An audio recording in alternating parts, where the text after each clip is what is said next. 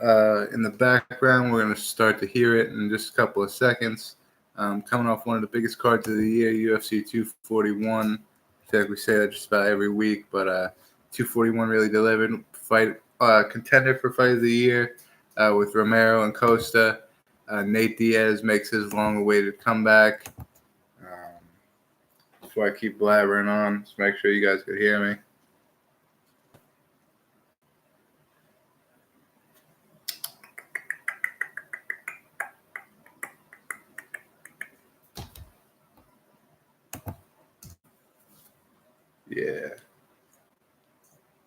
Yeah, hear me. There it is. And then the main event, Stipe Miocic getting beat up for 3 rounds straight, only to come back to knock Dan Cormier out within the fourth and second to last round. Let's see, what the fuck here?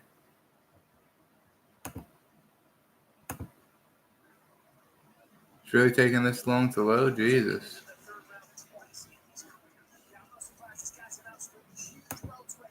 Phillip Rowe, teammate of Mike Perry, going to be fighting tonight on the Contender Series. But yeah, 241 was great. Bellator 225 this weekend. UFC doesn't have a card this weekend. They will be in China, Shanghai, I think, the Saturday after, the 31st, I believe it is, for Wale Zhang versus Jessica Andrade, women's strawweight title bout. Let's see. Let me just post this real quick. But yeah, Bellator 225 has got Mitrione and Sergey Karatanov rematch from their fight, I think it was in February, which ended with an accidental groin strike, a knee to the groin.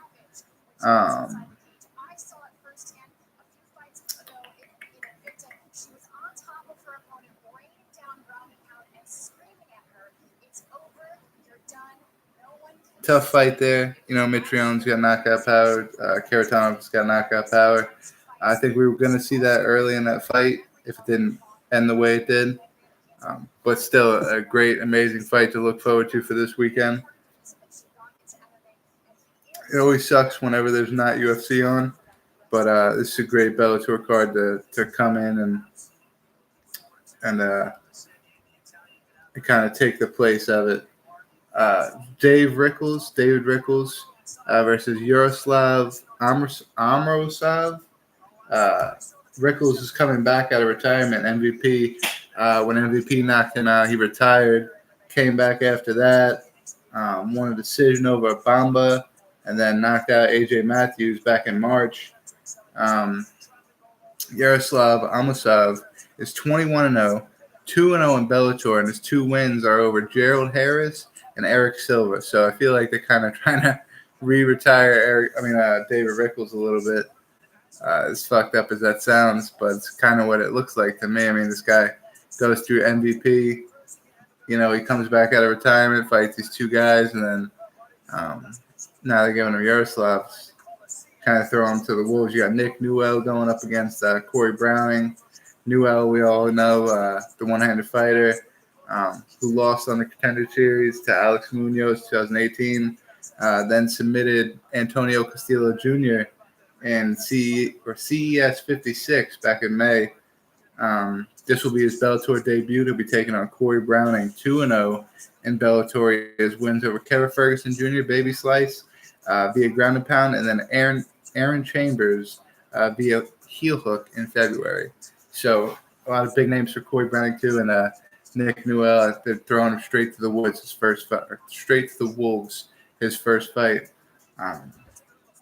which I didn't really think they did much in Bellator. I thought in Bellator they were more kind of, they want to push people slow. They want to build people up, build their, I guess, brand, build it up. Not with these guys, man. Not with Dave Rickles has already got his name built up, but not with Nick Newell, not at all. They're throwing him straight to Corey Browning, which Corey Browning's only 2-0 in Bellator, but he's rising. You know what I mean? I feel like almost this could be them pushing Browning over Newell, just because Newell's got a name, a lot of people know him, and then Corey Browning's 2-0 in Bellator. They could just be feeding Nick Newell or feeding, Nick Newell to Corey Browning. If that makes any sense. Austin Vanderfort, I think either fiance or husband of Paige Van Zandt, will be fighting Joseph. What I write? Creer. Vanderfort won his debut in Bellator via triangle choke back in February. He lost a grappling match to Drake Shields in May, and that's the most recent time we've seen him. Joseph Creer is 6-0-1. He's making his Bellator debut. Before this, he fought in Conflict MMA, which is a promotion out in Atlanta. Who also comes by, the Columbia area, sometimes Georgia, which is called North Georgia, kind of. So kind of a local guy for me, anyways. Joseph Creer. We got Mike Kimball versus Chris DeShowell. Kimball's 3-1 as a pro. All his pro fights are with Bellator. Chris 3-3 making his 3-3 making his Bellator debut. He previously fought in Ring of Combat and Reality Fighting, so he's a more north, more Virginia, Ohio, New York, kind of New Jersey promotions. Honey Gracie will be fighting Oscar Vieira's. Pretty interesting because Oscar Vieira's one fight in Bellator, his own one. His one fight was against Hobson Gracie Jr., which he lost. Honey Gracie is 1-1. Both his fights come with Bellator. He's 22 years old. He's got a lot of potential coming into this fight. One of the younger Gracies that's still trying to do MMA fighting. Going to be exciting to see another Gracie in action. Ricky Bandejas versus Ahmet Karadagidi. Can't even say this dude's last name. Bandejas is 11-3. He beat James Gallagher. Everybody remembers when James Gallagher got all cocky and threw his hands up in his face and screaming in his face, and then Ricky Bandejas kicked him with a front kick to the jaw, sent him across the cage and beat the hell out of him.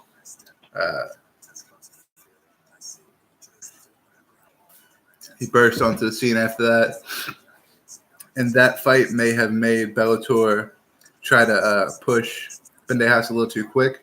They gave him Juan Archuleta and Patrick Mix. He lost both of those fights. Patrick Mix was via rear naked choke back in June. He's got wins over Marab, the UFC talent, and also Tony Gravely, who we just seen win a Contender Series and won a contract to the UFC.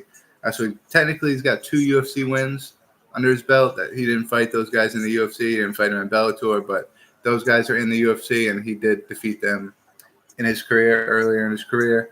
Ahmed is 3-2. Is making his Bellator debut.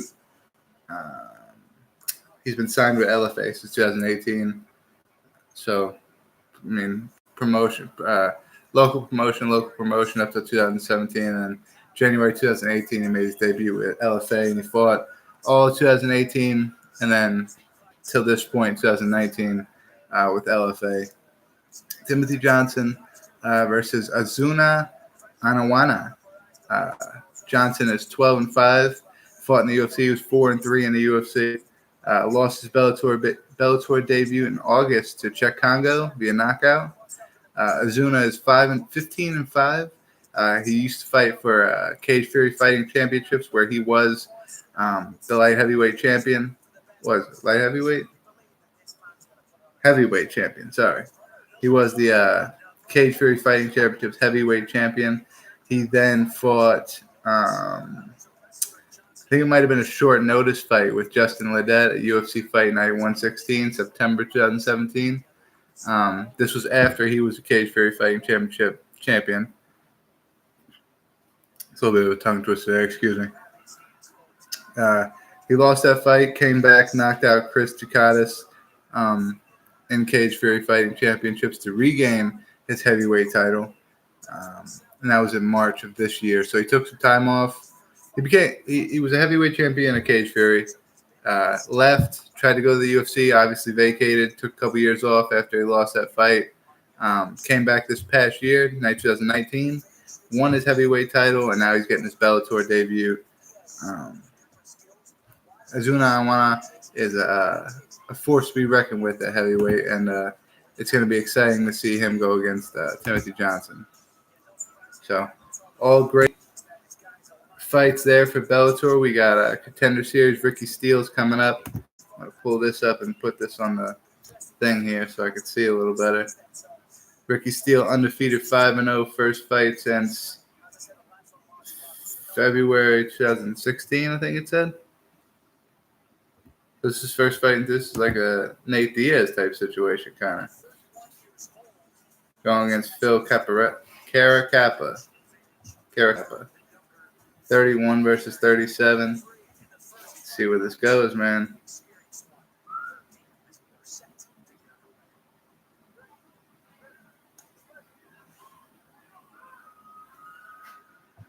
Come out, glove touch. Ricky Steele immediately takes the center.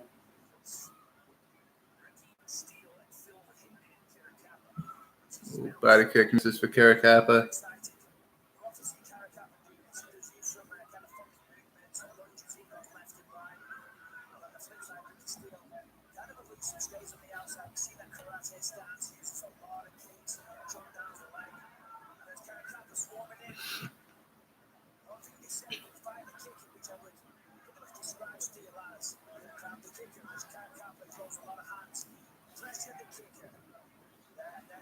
Oh, create unorthodox angles coming from Caracappa. Just to try to get on the inside. I think he's giving up about 4 inches of reach here.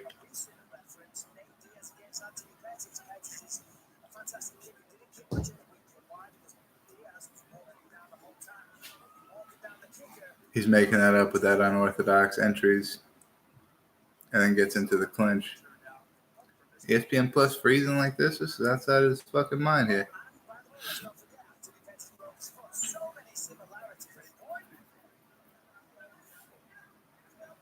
UFC, ESPN is why people are illegally streaming your shit so much now. Because their fucking network sucks.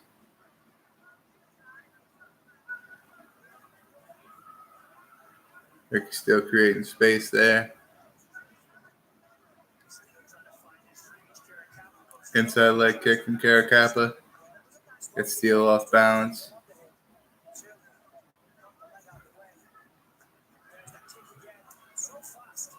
Outside leg kick from Ricky Steele.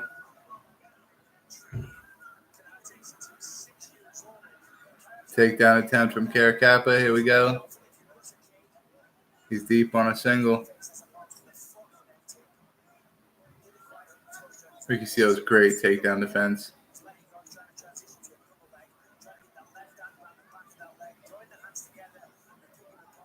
Elbows in close, elbows in close. Caracappa throwing knees in the clinch there. So that banging, man. Should better be a mouse.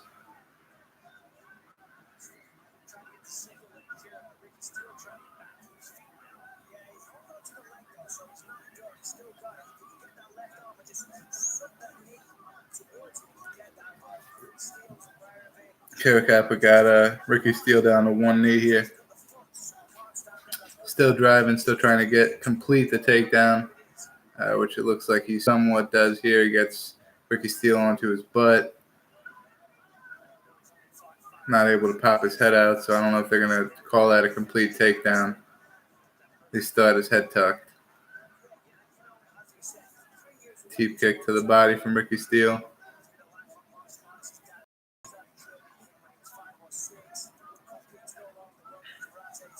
Southpaw stance is giving Caracappa some problems with getting inside.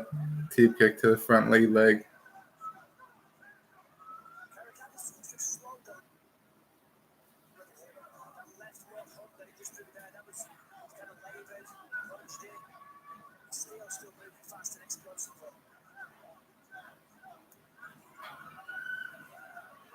Head kick just blocked by Caracappa, and then Ricky Steele lands a stiff leg kick to the lead leg. Caracappa still doing that lunging, unorthodox kind of entry into Just getting him up against the clinch. What the fuck is going on right now?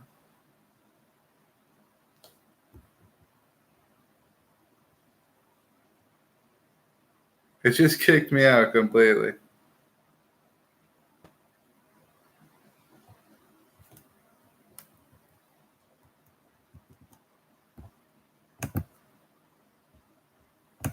Why ESPN Plus sucks so bad, I don't know, man, but it sure does.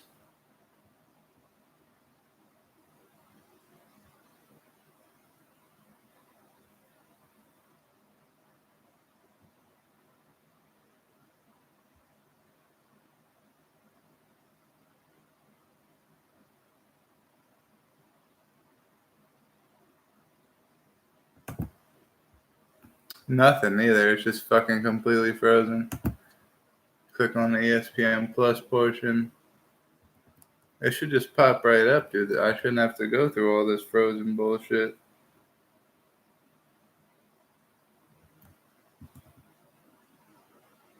Ronda Rousey severs her fucking finger doing some movie or some shit. Finger was hanging on by a damn thread.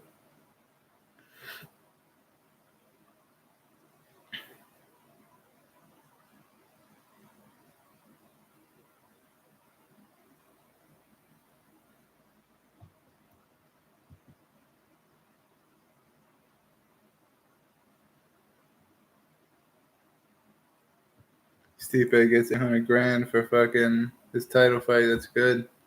It's a good payoff for Stipe. He deserved that shit. I'm gonna watch it in a little box. I don't need to blow it up big or anything. Let's see what else. Yoel got 2 bills. Anthony Pettis 155. Nate Diaz 250. Would have been 300, but it's only 250. Dan Cormier only 500, and he was the guy who actually had the title. But I assume that means that Stipe was getting paid 4 and 4, 400 to or 400 to show, 400 to win. Oh, front kick from Ricky Steele lands. Takedown attempt from Caracappas failed. He is on the bottom now, taking some mean ground and pound. What weight class are these guys in?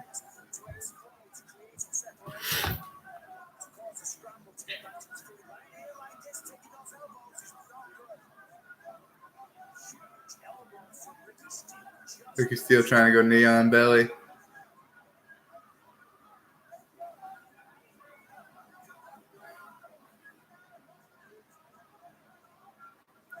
Controlling the wrist. I feel like the momentum is gone from rocking him with that front kick. He's doing way better standing up. He just disengaged here. Now Ricky Steele goes for a takedown of his own. That gets denied. This is bantamweight. Oh, I was wrong. I was going to say like featherweight or lightweight or something. These guys are bantamweight.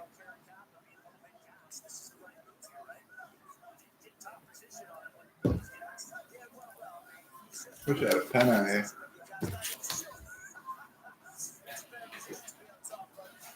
One thing I don't care is a pen, huh? Oh. This probably don't work.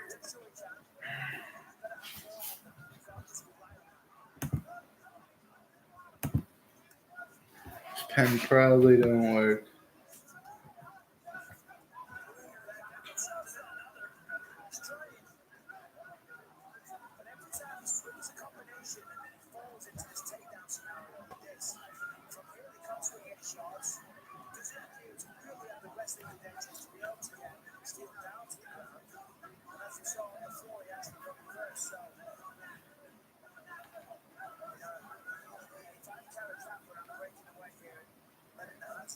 Steve Garcia.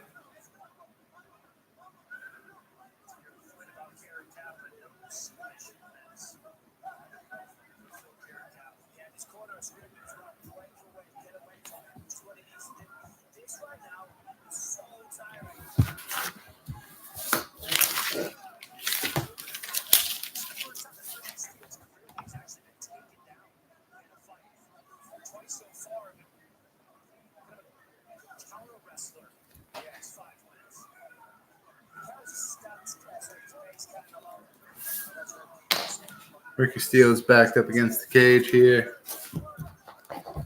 It's crazy how the tide can just turn within seconds, man. Steele had him rocked.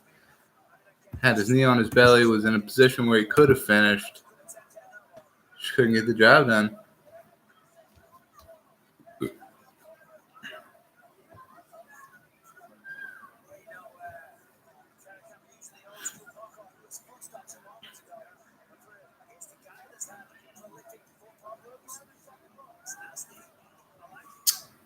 Fucking thing is going already.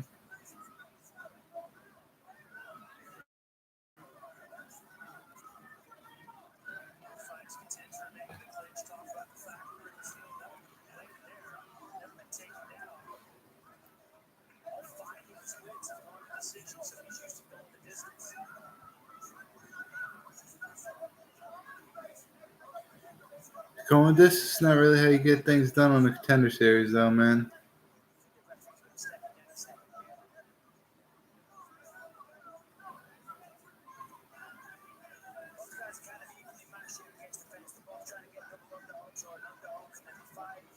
Could get him a win, but I don't think it's going to get him a contract at all.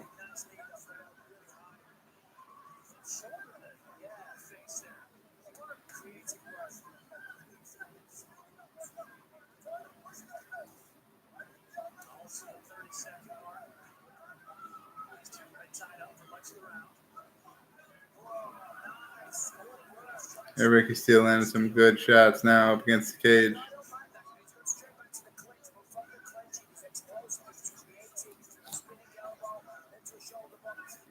I was one of those people this weekend that was outraged by the Polo Costa decision. I feel like, oh my God. Caracaba just bust his ass trying to do a head kick.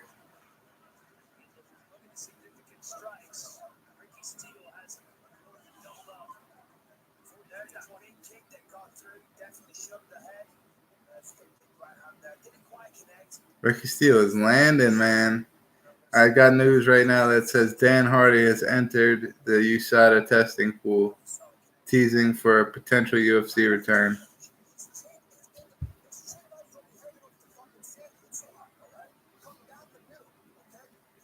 It'd be incredible. Dan Hardy, Diego Sanchez, anybody? That sound good?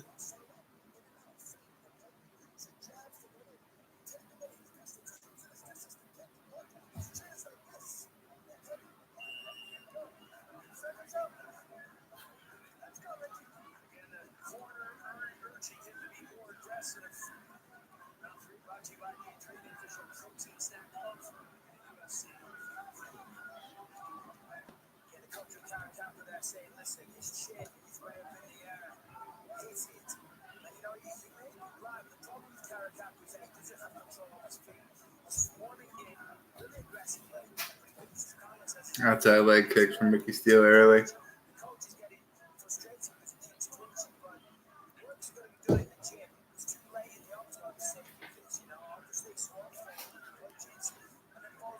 Ricky Steele has the better hands by a long shot. Or the better striking, I should say. Overall striking.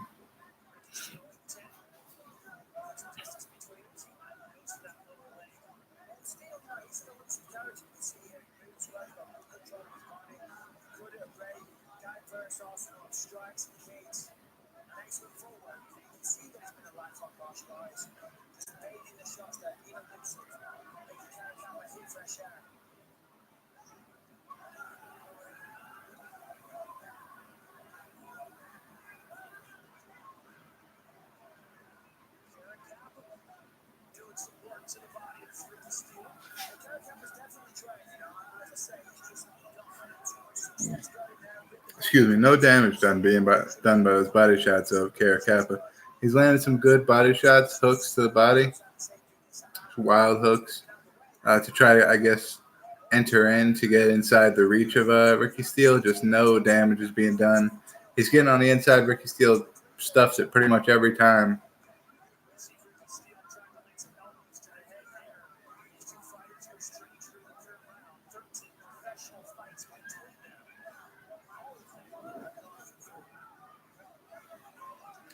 13 professional fights between both of the fighters.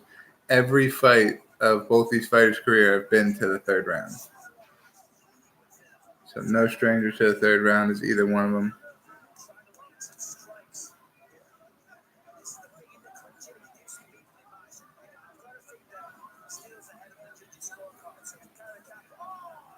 Big elbows in tight from Ricky Steele here. Uppercuts, dirty boxing. Coming up on 2.5 minutes left, halfway through this third round. Shoulder strikes. Elbows over the top.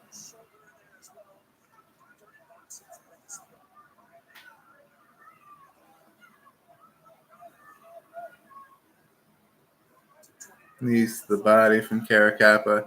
Not doing it when you're in a defensive position like that. I don't really do much, though. Shoulder strikes, more shoulder strikes. Knees in the tie clinch.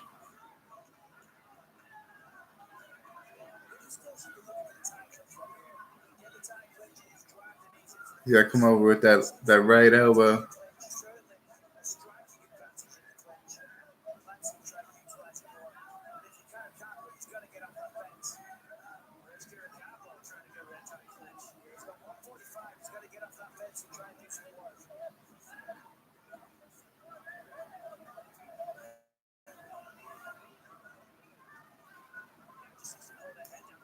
Oh, huge elbow from Caracappa there. Oh, my God. Ricky Steele is hurt bad. Ricky Steele's hurt very badly. Oh, big right hand. Slips on the head kick. Oh, guillotine choke from Caracappa. Ricky Steele's trying to pull his way out of it. Looks decently deep, man. That rocked him bad. That elbow, that right elbow right over top, man. Ricky Steele didn't want to listen. Fucking Caracappa said, dude, that barbecue pit guy's pretty smart. Let me listen to him. Threw that exact elbow I was telling Ricky Steele to throw. Rocked him. And Steele pulls his head out with 40 seconds left inside of Caracappa's guard.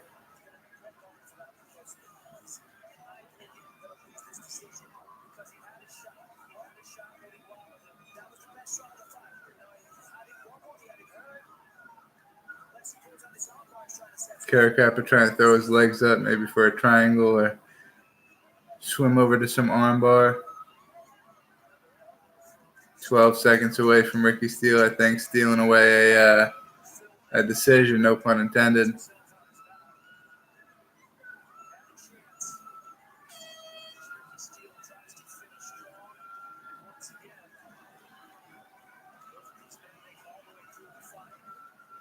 See, I don't know, man. Dude, Ricky Steele's acting like he's the shit and shit like that. You just want a close decision, in a fight where you didn't show that to be that impressive.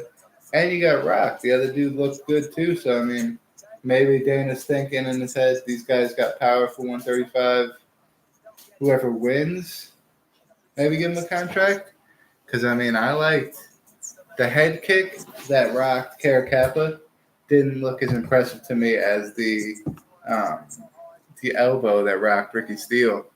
It's that head kick, and they just stood there, and they got hit with that front kick / straight right, and then just fell onto his back, kind of.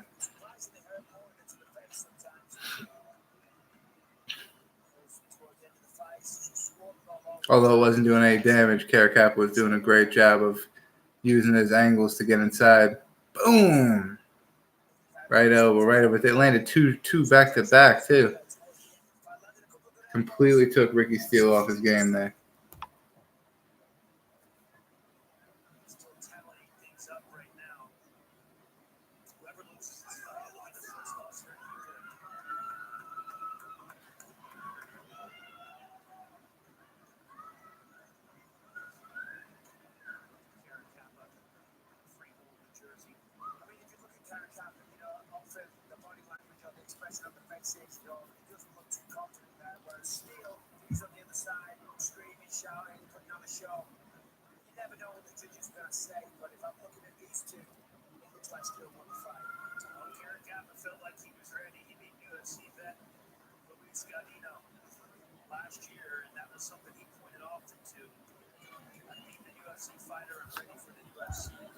Let's find out how this one goes down to make it official with Laura Sanko in the octagon. Ladies and gentlemen, at the end of 3 rounds, we go to the judges' scorecards for a decision. Judge Mike Bell scores the bout 29-28, Kara Kappa. Judge Ron McCarthy scores the bout 29-28, Steele. And Judge Glenn Trowbridge scores the bout 29-28 for your winner by split decision, Ricky Steele. Ricky Steele by split decision. Every judge had it 29-28, 2 rounds to 1. 2 had it for Steele, 1 had it for Kara Kappa. Close fight, man. It's not going to get you you know?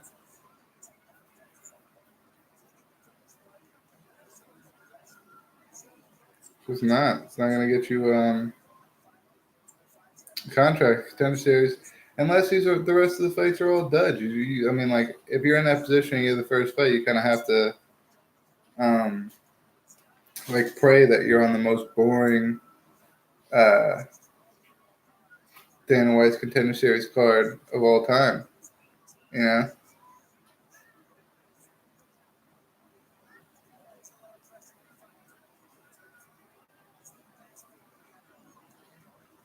My point is 4 crazy knockouts after this guy, and you're looking at no contract, bud. You know?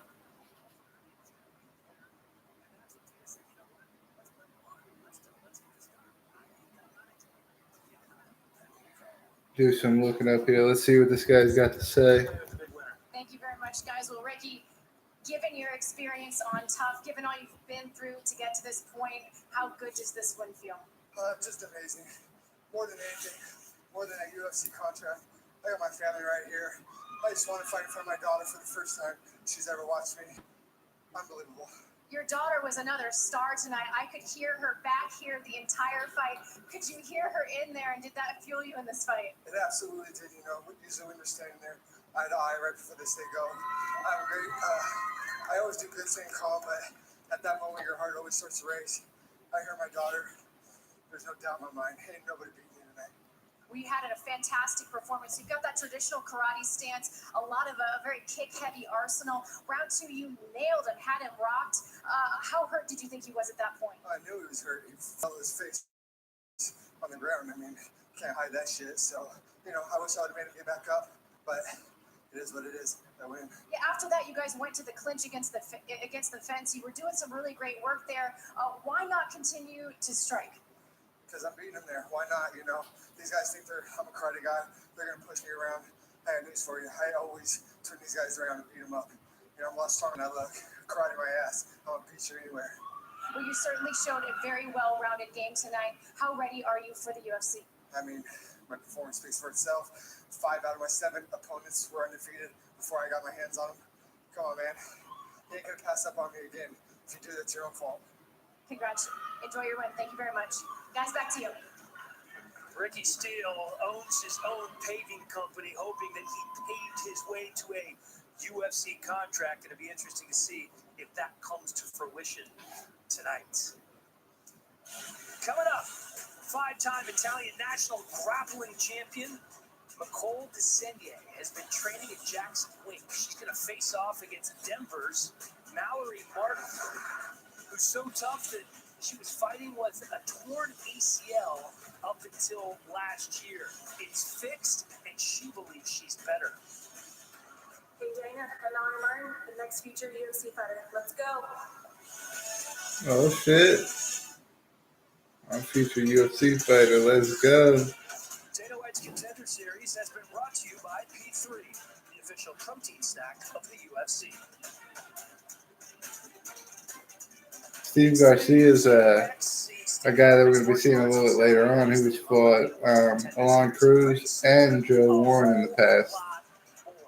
Up next, it's a pair of women's strawweights who specialize in grappling. One from the Oh my God, this is going to be a good card, man. 11-0. But for all up-and-coming up-and-coming fighters from her home country. Nicole Desenye wants to make history as the first UFC strawweight from Italy, but Mallory Martin stands directly in her way tonight. I'm Mallory Martin. I'm 25 years old, and I'm fighting out of Denver, Colorado. Growing up, I was always very competitive. I played basketball, volleyball, soccer, and track, and I'd always get fouled out or red carded in soccer. And then my father and I were watching the UFC fights, and I was like, that's what I want to do, being able to be 100% aggressive without getting in trouble, and tried it out and just fell in love with it. And then my friend told me about the Tiger Muay Thai tryouts. So I went out and tried out and ended up winning the scholarship. A week after that, I moved out to Thailand and was out there for 2 years. And it was a very good experience for me. Just the lifestyle of waking up, training, eat, train, sleep, go to the beach, hang out. You're able to focus 100% on growing as an athlete and a competitor. And you're training with high-level athletes from all over the world. I came back more driven and passionate, and my goal to be the UFC champion. So Mallory Martin. So everyone that I'm the best. Mallory Martin went and tried out for Tiger Muay Thai. My career, and then the journey begins to rip through the division. So once I get in, I got a hit list, and I'm gonna start chipping away at it. And girl's got a hit list. My name is Nicole Desenye. I fight out of Gloria Fight Center in Rome. Nicole And I want to Desenye. show what a Roman empress can do in an octagon. I started as a grappler and I won a lot of regional and local tournaments. A friend of mine opened the first MMA gym in Rome. So he was like, just come and try out. So I started taking MMA classes. I did my first regional tournaments. I was winning by knockouts. So my friends were like, just give it a try in the cage. Then I started transition to amateur MMA, where I won a bronze at the first IMMAF World Championship in 2014, and I went back hungry for gold. In 2015, I won the flyweight gold at IMMAF World Championship. As soon as I got into the cage and the cage door locked for the first time, I felt so free. It's crazy to say that someone in a cage feels free, but I feel the best when I'm in there. I feel I'm alive. I feel I'm able to do everything. I feel like a superhero. So all my superpowers come to me when I'm in there, and it's just the best feeling in the world. I feel like gladiator's blood runs through my veins. Oh, what this video is supposed to be of. Ricky Steele did win the split decision. I just wanna take the head of my opponent and see her lying on a brown coat. Tonight, I'm here to give it all. This fight is the most important fight of my life. This is a chance I'm not gonna let slip. Ricky Steele was on the Ultimate Fighter with Luis Pena and Jojo Ganetti, Bryce Mitchell, Team Cormier there. I forgot about that, man. I forget, man.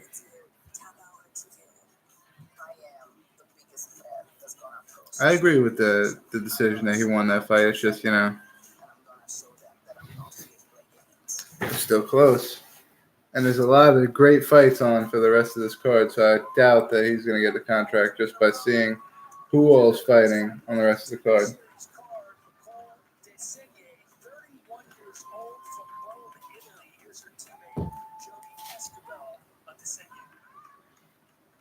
I think Phillip Rowe is going to be the sleeper of the card.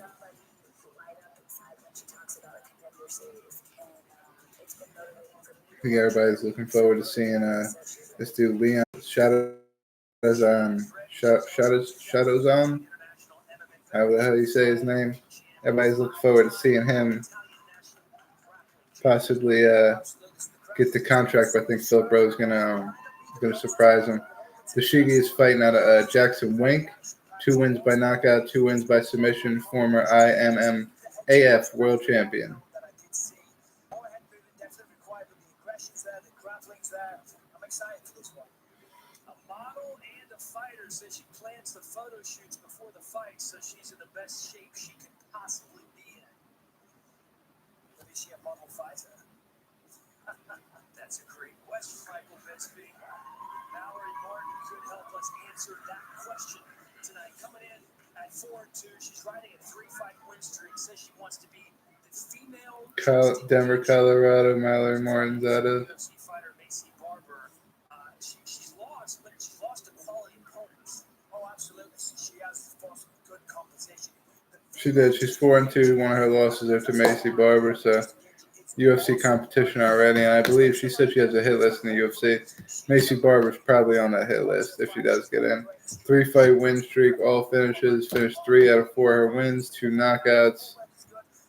Biggest favorite on the card, minus 305 favorite.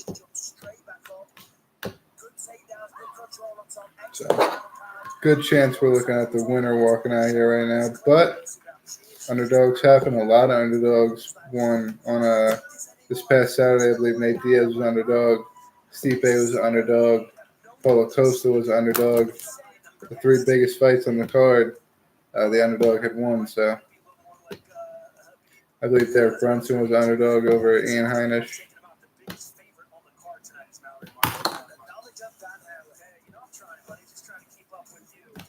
Mallory Martin 25 to DeSieg's 31. 3-inch reach advantage goes to Mallory Martin. That's about it. Everything else pretty much identical there.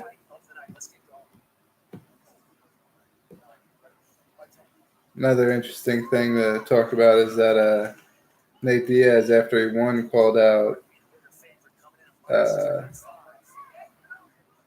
Jorge Masvidal.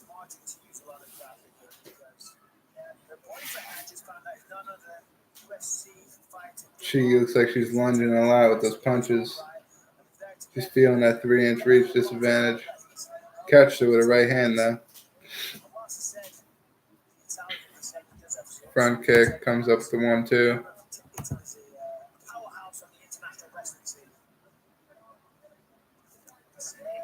Oh, catched her with that right hand again.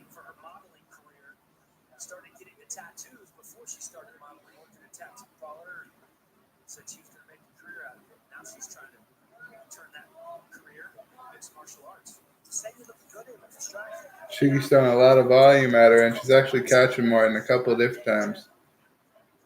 Martin's starting to loosen up. Shoots for the takedown. But you would think that Dashigi has a little bit of an advantage down here on the ground, so why Mallory Martin would want to be taking this to the ground is beyond me.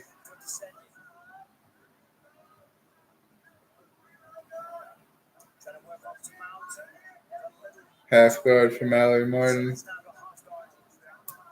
similar to the fight she finished that we were talking about earlier. Mallory Martin can't be just and ground and pound. And it was from this exact position as well. So side control for Mallory Martin. She's going to try to pin down an arm here.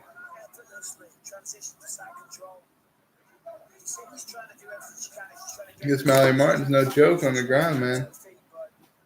She don't give a fuck.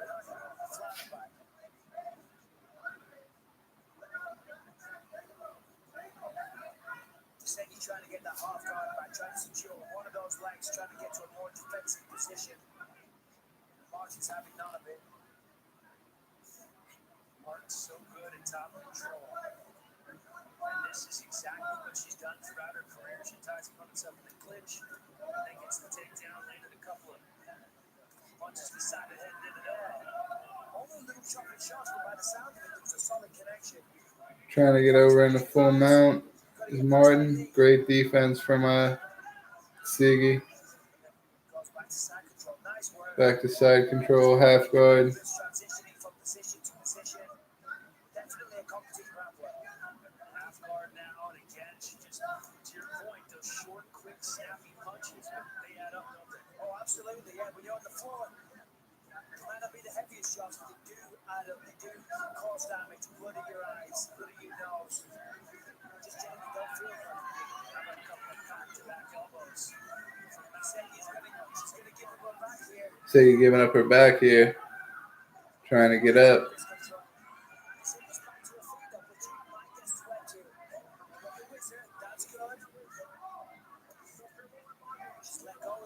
Good defense here.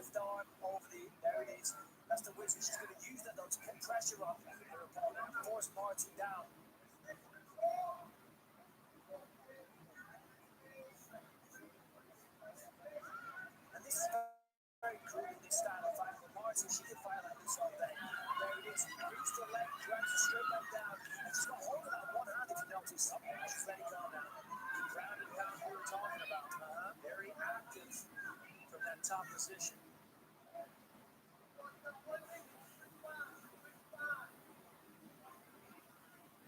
See the numbers here, top position for over 220 of this first round for Martin. Good elbow there. You know, with the elbows, it doesn't need to be much, just a little slice, wide open. He was saying that some of the photographers enjoy her showing up with stitches and a black eye. Well, if she's going to photo shoot tomorrow. Oh, she's looking to get up now. Kind of caught her in a guillotine, standing guillotine. Looks to re-grip there. She gets out. Good. That was great defense from Sigi there. Sigi, I think, looking to be the first Italian women's strawweight fighter that they have on UFC roster. As we come to the end of this first round here, that obviously goes to Mallory Martin.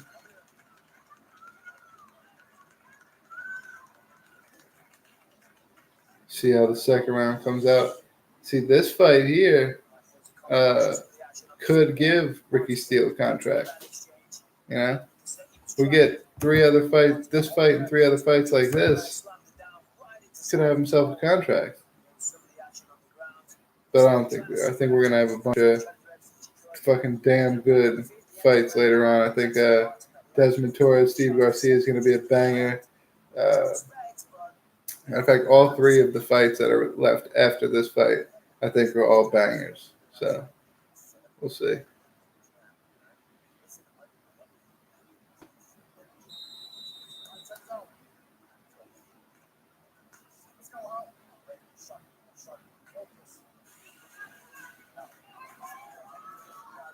On August 31st, the Octagon returns to China for a UFC Championship Fight Night. Jessica Andrade puts her strawweight title on the line against Fight night in China. This thing about there will be a title fight going on at 2:00 in the afternoon here on the 31st. The UFC title fight. It's an incredible time we live in, guys. So I apologize to all Italians out there. I wasn't aware. Well, your son is a wrestler, so he should know. Yeah, he said, Dad, please, just don't talk about something you don't know. You're embarrassing yourself. To all producers in the truck, can we please bring Callum in here for the next Contender Series event? He would do a better job. But fortunately, right now, there's no wrestling. It's all out on the feet and a right hand snuck through there. Oh. Siggy's landed some good shots, man. Nothing look like it hurt. Nothing's looking like it's hurting Martin, but still connecting.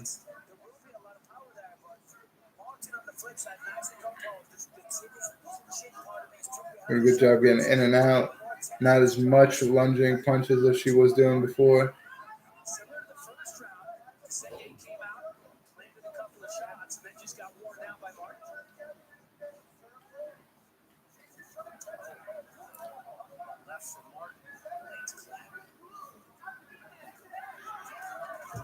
Nice. Mallory Martin attempts a takedown, gets stuffed. Caught with the 1-2 from the Sigi.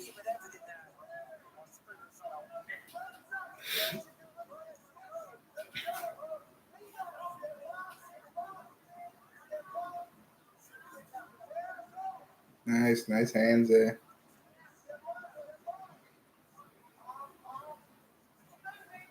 Solid job. Good connection there. Overhand right. Oh, another overhand right. Great head movement, landing a big right hand there. Excuse me.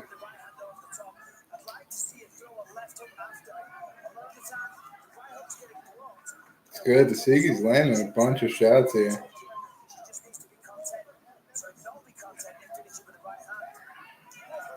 And not the best at landing while she's getting hit.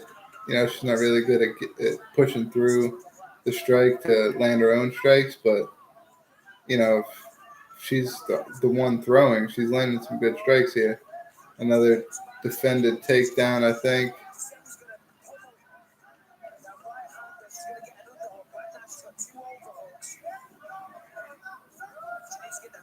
Double underhooks from Mallory Martin. Over under they work too.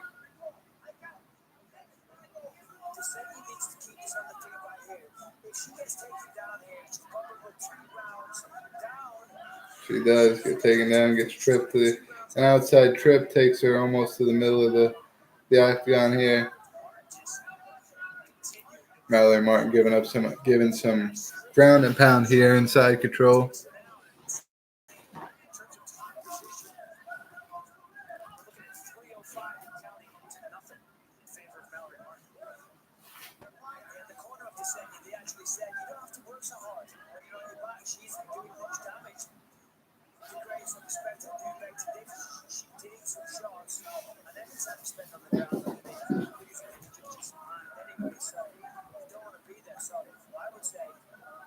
Half guard he drops to. So the takedown numbers just a few moments ago. 3 takedowns from Mallory Martin. None for the Senya.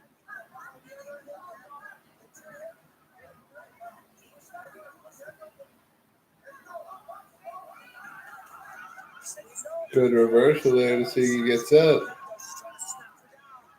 And she goes right back to throwing those hands. 45 seconds left in the second.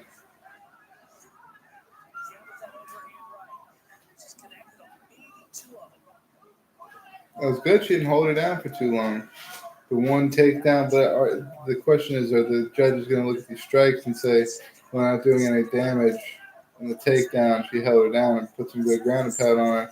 That did land some damage, so the round goes to Martin, 2-0 Martin.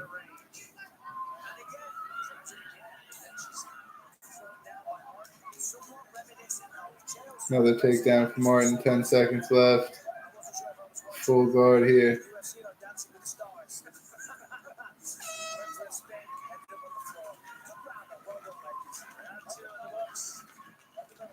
2-round Mallory Martin already putting her hands up, 2 rounds to nothing. She's up, I believe.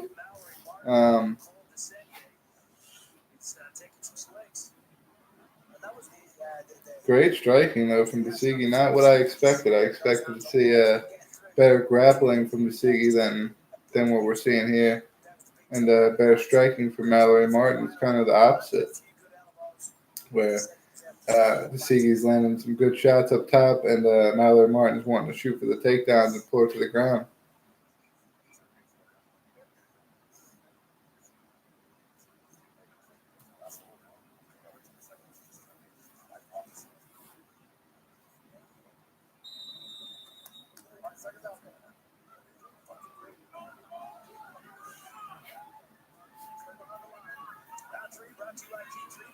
Protein snack of the UFC. Both fighters' corners trying to give them confidence going into the third round here. No way. Splitting her time right now between Rome and Jackson League and Albuquerque. Said if she gets that UFC contract, she'll move to Albuquerque. I doubt. I don't think she's down 2 rounds to nothing. Her strikes haven't shown that any of them are powerful enough to end this fight. So I doubt that's going to happen here in this third round. If that doesn't happen, she obviously doesn't get the contract. It's debatable whether Martin will even get the contract, even though she's looked kind of dominant. It's still debatable because she's not really – I don't think she's ever threatened to finish the fight, this entire fight. And nothing looks way impressive, She's actually losing her striking exchanges, although it's not affecting her at all, damage-wise. She's still losing the striking exchanges. Yeah, just got caught again with a big right hand. I say big right hand because it lands flush. She's throwing it with some power, but it's not any type of power that's going to put Mallory Martin away.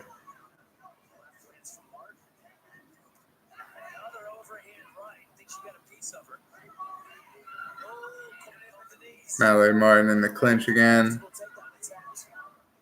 Said he's got to get off that fence. He's got the tie clinch, but he needs to abandon that. Got to let that go. When somebody's trying to take you down, you've got to defend. What was that sound just now?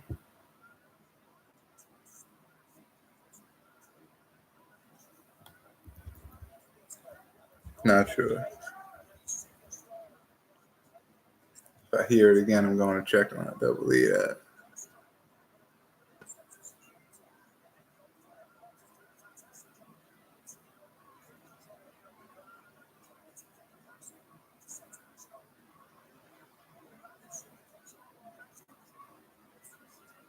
See, giving up her back here.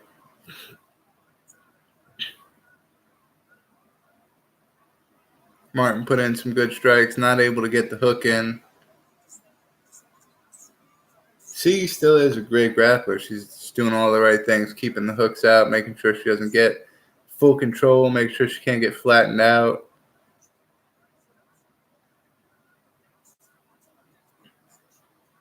A choke would be very hard from this position.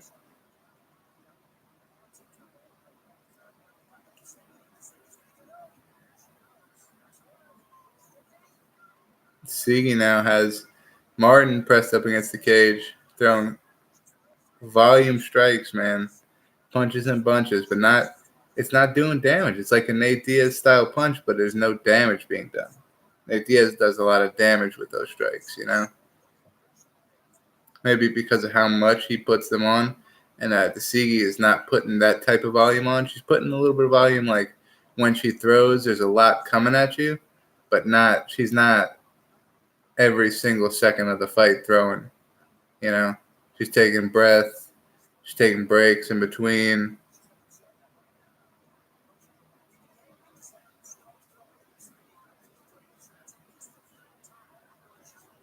And she's landing stiff straights. Straights to the body, straights up top. Superman punch there. It's not going to be enough, man. Unless one of those puts her cold out, it's not going to be enough. Those takedowns outweigh those volume strikes any day of the week. Or they should, at least. Second round's kind of up in the air, but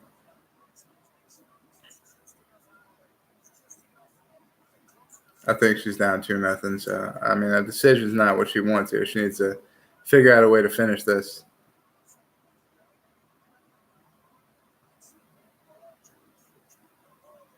Throwing some big strikes, man. With the big ones, the ones that look like they could put Martin out, they're not landing.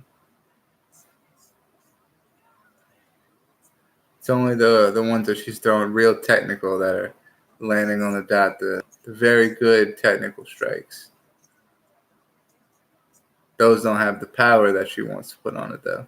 The power that can end this fight in the next 10 seconds, which is what she needs.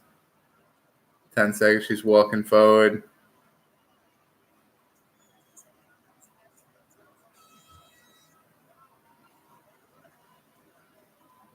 Mallory Martin getting a good win there.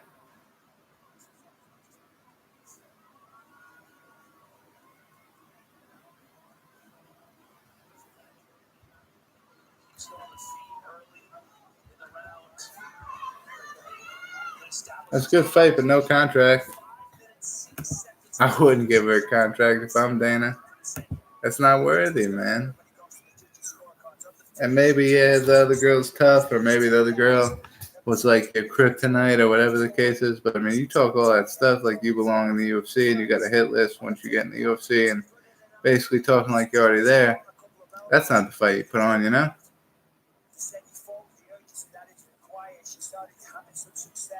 It's not the one. But she's going to get the win, probably. Which I believe, if I'm not mistaken, the Contender Series fights actually do show up on your record. So, it's not like it's a waste of time if you don't get a contract, because show that you were on the Contender Series and that you got to win by a decision. You know, it's almost like a work resume. It still looks good for you. It just didn't get you the job you wanted. You know. Judges' scorecards for a decision.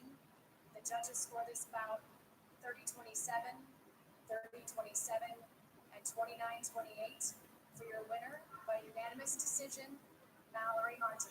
2 30-27s and a 29-28. I don't really agree with the 29 or the 30-27s, but hey. And she was a little cocky fucker through the whole fight too, sticking her hands up and shit. Like he was getting tuned the fuck up, man. I don't know. I don't like that.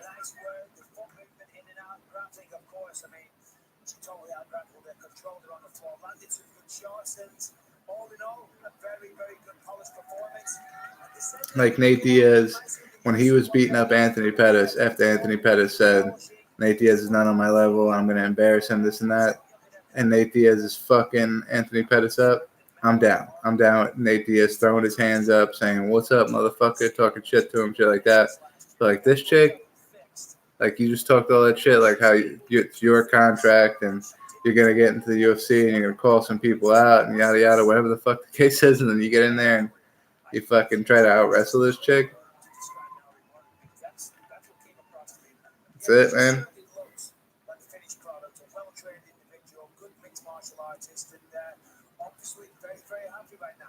No doubt, I think she's good. She's not like bad or anything. Very happy, very emotional, Mallory Martin. Mallory, you've had some See what very she big says. in your career. How does This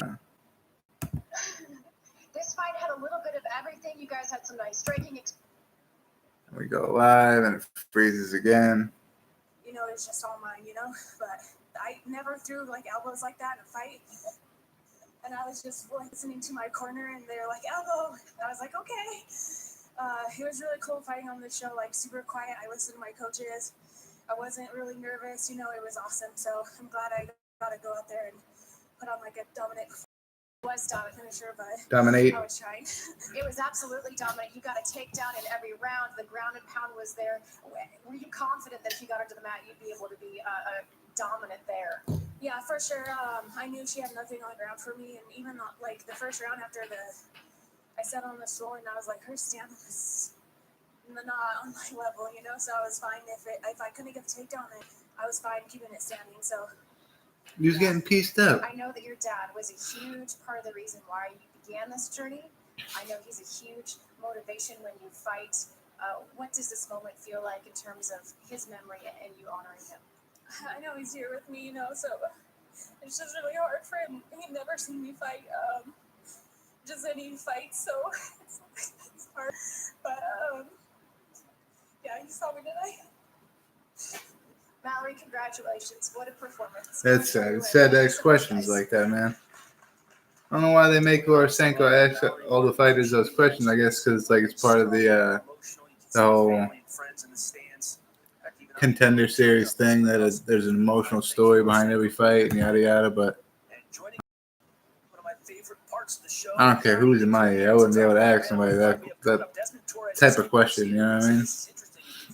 Steve Garcia missed weight, and this kind of changed the way that the betting public was looking at this, or at least the Steve Garcia missed weight. Oh shit! Go back and forth throughout the day. Here's what happened.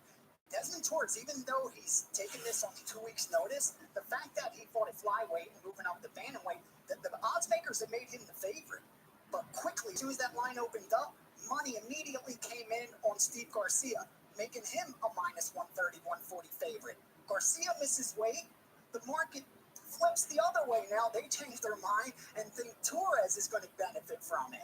So it looks like the sports books are going to be the ones that make out. They get to collect all that juice because now it's pretty much minus 115 either way. You're paying a little bit of vig no matter which guy you want it back. So it's basically a pickup. Pretty much, exactly. And you know, the interesting thing is, why did he miss weight? It was a relatively short notice fight, I believe, if I'm not mistaken. What was it? Not for Garcia, though. So why did he miss weight? You know, I mean, that is the question. Did he just choose not to and say, you know what, I'm not going to kill myself so I have a better performance? Or did he not? Was it an injury? Did he not push himself in training camp? That is the big question. And that's what makes it so difficult. How do you quantify that? Because for some guys, it may be a benefit. Like you were telling me earlier, if they don't try to make the weight, that may benefit that guy. But if you kill yourself to make the weight and not make it, that may be a detriment. Because at some points, I never did this, but you might get to 5 pounds out and think, you know what, there's just no way I'm going to do this, so I'm going to abandon the ship now. I'll take the penalties, but I'll have more energy in the fight. Now, I'm not saying he did that. I'm just saying you never know. Did not help Manny Bermudez this past Saturday, though. So this is going to be interesting to look at this one. I'm very. Takes a shot at my boy Manny Bermudez. That's fucked up. Thank you, my friend. I appreciate the knowledge. That's fucked up. It didn't work that way for Manny Bermudez. Fuck you, buddy. 2 fights down, and we're right in the thick of it with 6 more fighters vying for a UFC contract. It's been a 12-year mixed. This next one coming up is going to be a banger here. Desmond Torres versus Steve Garcia Jr.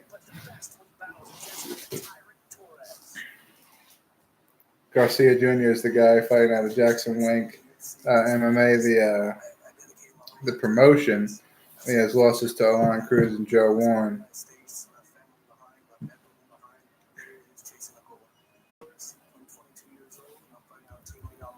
When I was born, the moment I came out, my intestines kind of got green. My parents always said that I was born fighting, and I was always meant to do this. That's why they always supported me. When I was like in 4th grade, that's when I got into MMA. My dad is a big MMA fan. You know, he got into MMA way before even I knew what it was. What started happening off, adrenaline rush and all the people yelling, I liked it. My dad said that he seen something in me. He seen that I had something that was worth chasing. So I swear, maybe 3 weeks later, my dad enrolled me into the most local gym that we could find. And 3 months later, I was competing already and rolling. I believe I'm a force to be reckoned with now, and I'm scared of myself in the future. Winning this contract, honestly, will be a life changer. All those years of all those people by me supporting me, I'm bringing them with me in that cage, and we're all going to make it that night. I did everything for this, you know? Ever since 10 years old, stayed in the gym, sacrificed birthdays, holidays. I miss my family. This is everything to me. That's going to be my night. I guarantee it. I wonder who that is. I like to hurt people. I like to punch people in the face. I like to cut people up. I know how to do that pretty good. My name is Steve Garcia. I'm 27 years old, and I train at Jackson Wink Academy. I've been fighting since I was a baby. I was born dead, actually. I just came out of the womb, and I wasn't breathing. I wasn't beating, and they had to revive me. I am a believer. I believe in God, and I believe that He has me here for a reason. I'm trying to get this fight career going on. My wife's very supportive. And both of these dudes claim to be fighters from the birth because when they were born, they had life-threatening stuff happen to them as soon as they were born. She covers me just in every aspect. I have a beautiful daughter. Her name's Haley. She just suffers from severe autism. It's not easy as far as that goes. And sometimes it's the most difficult thing that you can experience. It kind of breaks my heart, but at the end of the day, I'm like, man, this girl, she's struggling, but she's making it. This is a pivotal moment in my career right now. There's no turning back. I'm going forward, and I have to win. I'm fighting Desmond Torres. We did train together at a period of time. I believe he trained at Jackson Wink for a couple months or so, and I wouldn't say we were close or anything like that. I know Steve used to be my friend. We trained together, but this might be my only shot. I'm very confident I can stand and train with him. I've done before in the gym with this dude. If Desmond Torres wants to strike with me, he's going to get knocked out. At the end of the day, if he wants to die in that, I'll do it for him. I don't care. It doesn't matter. I'm going to show the world tonight that I belong here. Oh, shit, man.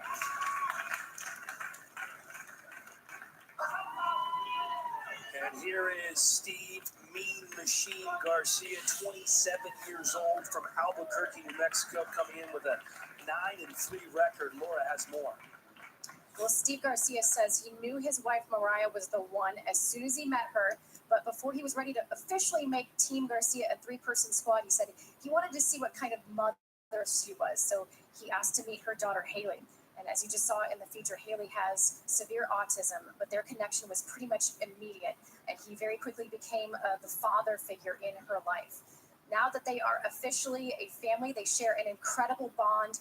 And Steve says watching her take on the challenges that she has in life and doing it with such a sense of pure joy has been an amazing gift to him, and he fights with that inspiration. Back-to-back wins, 6 wins by knockout, former IKF kickboxing champion. How much that changes Steve Garcia. You get married, you have a kid, suddenly it's not about you, it's about the family. Oh, absolutely. I think most fighters, His wife is there, teary-eyed and everything. No child.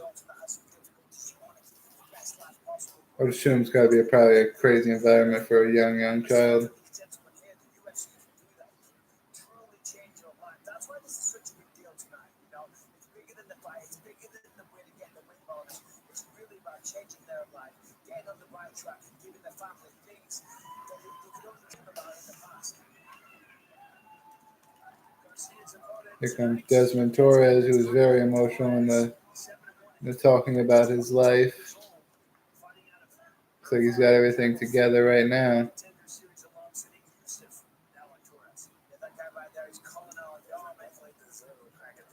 Sadiq Yusuf is a teammate. That means he trains out of Lloyd Irving gym.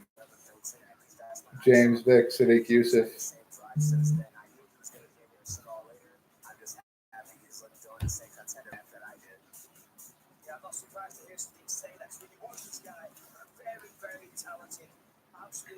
Five-fight win streak. He's fighting on 2 weeks' notice. 3 first-round finishes. Finished 5 out of 7 of his wins, 4 by submission. Which is why Garcia says that if he stands with him, he's going to get knocked out. But if Torres could take you down, Garcia, what are your chances then? How are you going to survive the submission?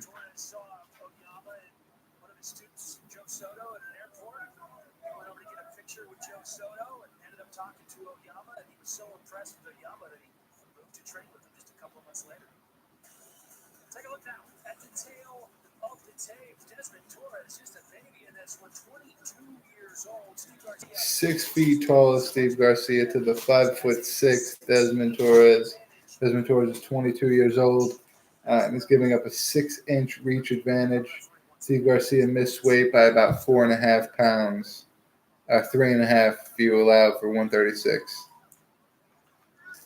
Came in at 139.5. It's looking like he's doing a great job landing at range. Torres gets him in the clinch, landing some good knees here in the clinch.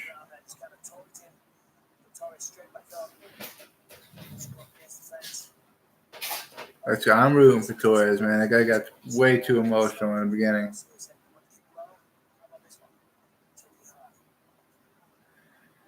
Still killing those knees to the legs. Eats an elbow, immediately takes the back, clinches up again, takes the back of Garcia. Throws a hook into the left side.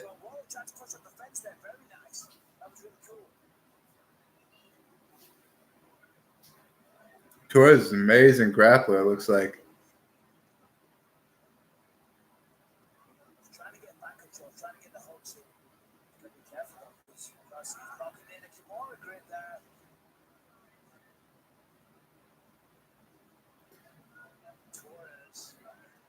Oh, knees to the back of the leg from Torres.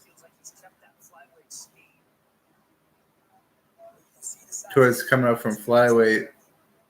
I guess that's 2 weeks notice. You don't want to cut that much weight anyway, so. Oh, head kick lands from Torres. Let's go. Head kick blocked from Torres. Leg kick lands.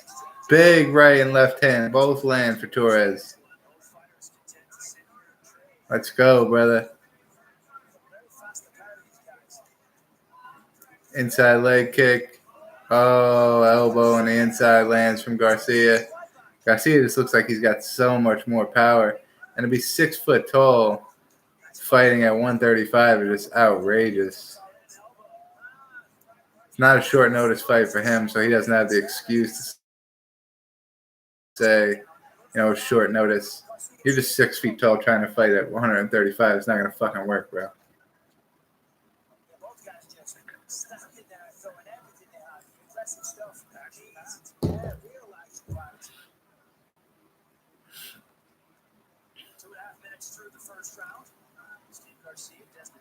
I think very possible just because of how desperate these guys are to get on the show. It could have been a situation where Garcia was supposed to fight 145er, and that guy dropped out for some reason, and the only guy that had to step in is a former flyweight fighting up at bantamweight. So they were like, "Can you cut the extra 10 pounds?" He said yes, but I could cut extra 6. Missed weight, and now I'm just fighting a guy that's not 1 but 2 weight classes smaller than him, because Torres is fighting up a weight class.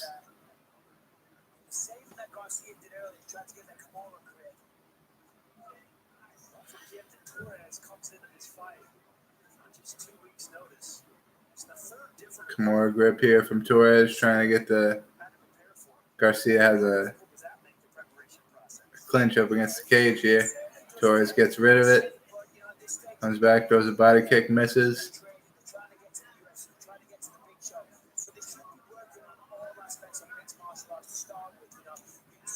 Throws outside leg kicks. They're there waiting for you.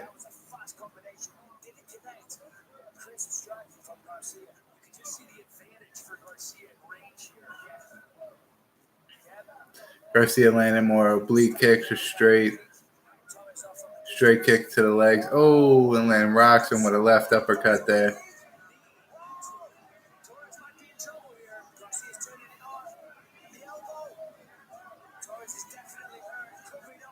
Oh, big right hand from Torres after he's hurt. Spinning elbow from Garcia. Body shots now from Garcia. Come on, Torres. Throw something big. Throw something big. Get up, Torres. Fuck. Herb Dean stops it for Steve Garcia. He could get a contract because that was pretty impressive, but also you were fighting a guy that's 2 weight classes smaller than you, and it took you almost the whole round. So in one sense, it's very impressive. In another sense, it's not. Let's see. I knew it was going to be a banger.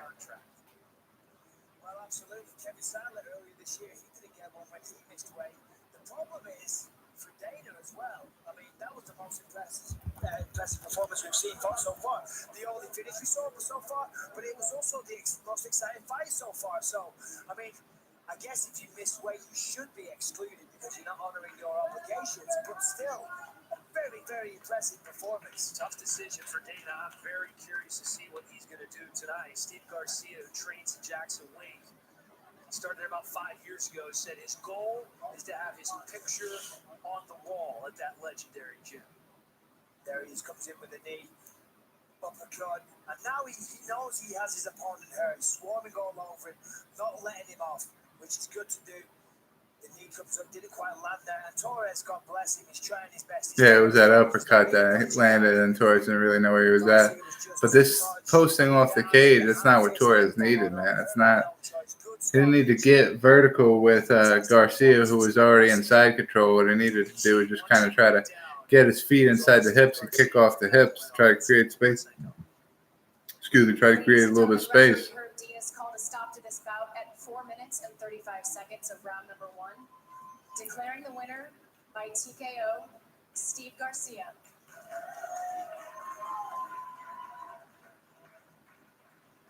As I said, tremendous performance for Steve Garcia. Torres, of course, got to give his respects, but I assume it's going to be a very emotional loss for him in the back, which we won't see. Steve Garcia goes to get his word in with Lorisenko. Let's see if she makes him tear up as well, like she did with Mallory Martin. Familiar with Garcia from their time training together at Jackson Wink, so they have to commend Torres for taking the fight. Yeah, absolutely. Full respect to Torres. Came in, fought well, it was exciting, but just couldn't get the job done against the bigger man and the better man. Let's be honest, the better man tonight was Steve Garcia. Very impressive. And what I liked, when he had his opponent hurt, he didn't let him off the hook. He looked for that finish. He could sense it, he could smell it, and he thought, I'm not leaving here until I get that finish, that stoppage. Job well done. And that's something we didn't necessarily see earlier, right, in that first fight when Karen Kappa had a chance. Yeah. Steve Garcia goes the opposite direction and gets it done. He's with Laura now. Thank you so much, guys. Well, Steve, what a phenomenal performance. Getting that first round finish has to feel so good. I came here to get a finish. You got 3 big judges out there you want to impress. I hope I have a little bit of that at least. Definitely the game opponent. I'm so happy that he was able to square up with me. He's a good dude. He's a good guy. He's a good fighter. I was happy to get the finish. You were picking him apart at range from the very beginning of the fight. I know you guys had worked together a little bit in the past. Did that allow you to kind of be a little bit more comfortable in the fight coming in? Honestly, not really, because I like the guy. But you know, this is my job. This is what I do. I have a beautiful wife. I have a daughter back home, and I'm just here to provide for them. They're great. They're amazing. My dad out there and my coaches, of course, are here with me. But I'm here to get wins. I'm here to string together the best of what I got. And you guys got to see a little bit. Talk us through that finish. It started with an uppercut, but you were pouring it on, man. How did you set all that up? I was really just trying to keep my range. My coach just kind of, picked on me a little bit for kind of getting to a little bit of a brawl. But I think these guys want to see that. I think people want to see punches thrown. And the kid's very good, even when it comes to the grappling. Felt very strong, very, especially from the get-go. So I knew I hit it, pull back a little bit. And, we were able to kind of string things together, slow down the pace a little bit, keep my range, and then start tagging them apart. Well, the elephant in the room, unfortunately, you did miss weight, and this is just such a tough situation because on this. Come on, man. ESPN Plus, you suck. There's perhaps more than. We'll just state that again for the record so everybody can know ESPN Plus sucks. A big 35 reps. That's why everybody illegally streams their shit, man. Full responsibility for it. I know the repercussions are probably going to bite me back in the butt, but at the end of the day, he knows the talent, and I hope that he gives me another shot, or we can pull together something late notice or something like that. I just can only beg for another chance because I love to perform in front of these people. I think he wants to see fights, and I'm willing to put on some shows. Well, it was a fantastic finish. Go enjoy your victory. Thank you so much, Steve. Congrats. Steve Garcia, interesting to see if this win tonight adds up to a UFC contract. Coming up, Marcos Brigagao, young southpaw from Brigagao for first-round finishes and a perfect 11-0 record, taking on Jamal Stormtrooper Pogues, a Californian. Jamal Pogues. Cage Wars heavyweight champ with one-punch knockout power. Here's UFC matchmaker Big Big. 11-0 is Brigagao. Marcos is only 23, and at 11-0, he has obviously all of his 11 wins have come by finish. This is definitely a step up in competition for Marcos, so I'm definitely looking forward to seeing where he is at on this stage. Jamal is a very aggressive fighter, very aggressive stand-up fighter. All of his wins and all of his losses. Heavyweights here. So I'm really looking forward to seeing Jamal get in there. He's very explosive and looks to end things violently.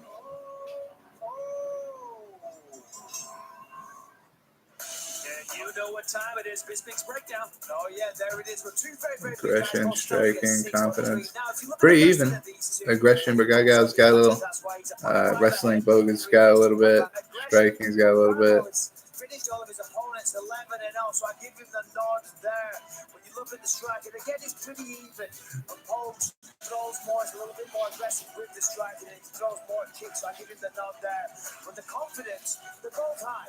But Brigado coming in at 11-0, I mean, you just got to think the confidence is sky high. When you're 11-0, never takes the defeat. You don't even know what it feels like to lose a fight. He gets the nod there. But as you saw, very, very evenly matched. Both 6'3", both big guys. But let's see if they're going to make me look stupid or not. Because, can't make you look stupid. I don't know. It's pretty easy. Two young and hungry fighters coming up next. Both just one impressive performance away from the big show. 23-year-old light heavyweight prospects, Brigado and Jamal Pogues, have the potential to become the future of the division. But first, there's business to be settled between the two tonight, right here in Las Vegas.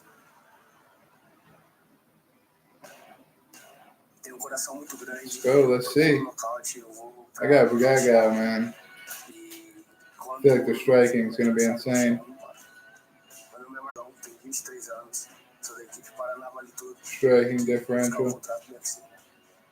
Mas no começo eu usava o Muay Thai apenas para fazer exercício, para emagrecer, era um pouco gordo. E foi com 19 anos que eu comecei a querer me interessar mesmo pela arte. Foi quando eu fiz quando eu me mudei para Fortaleza para morar com meu pai, e quando eu comecei a entrar, entrei na equipe e comecei e fiz minha luta amadora. Falou que me ajudava a despertar esse sentimento que eu tinha. Let's see, what's the next event we're going to be covering, man? It's been a while. É muito importante para mim. É a luta da minha vida.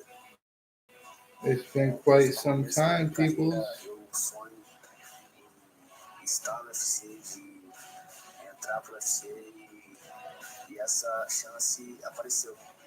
E é nessa luta que eu vou poder mostrar quem é o Marcos Pregadão.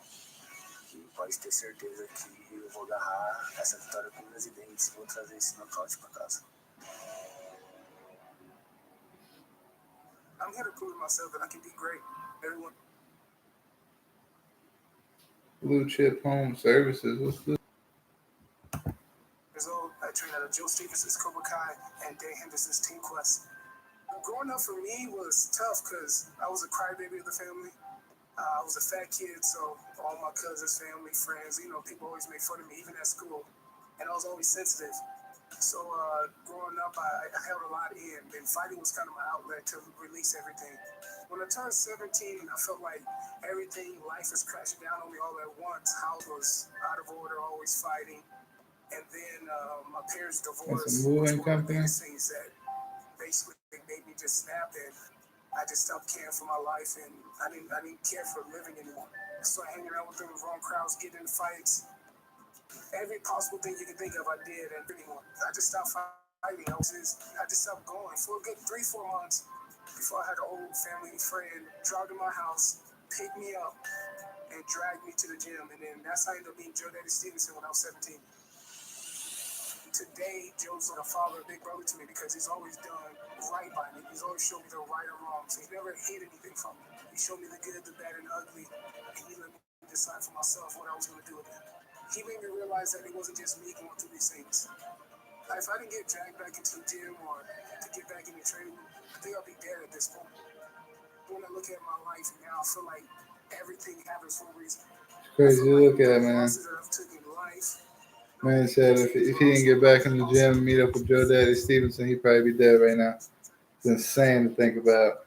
Your life could have went a specific way, and now you're fighting in front of Dana White to try to earn his approval to give you a contract to possibly become a millionaire within the next 10 years, you know?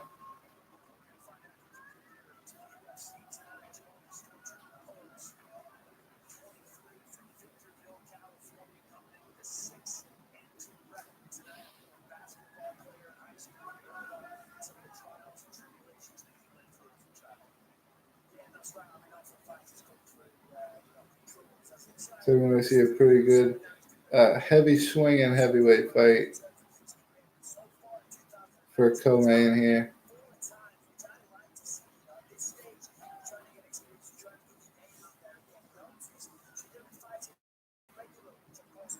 Back-to-back wins for Pogas. CCW heavyweight champion, California-based promotion. Finished 5 out of 6 of his wins in the first round, 4 of them by knockout.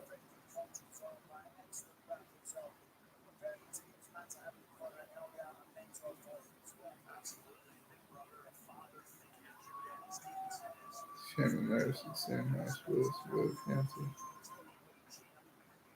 That's sick.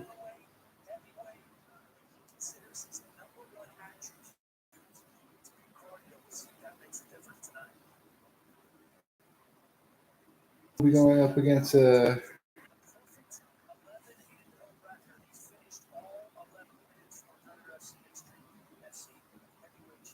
fighting out of Brazil. Let's see what my man's stats are.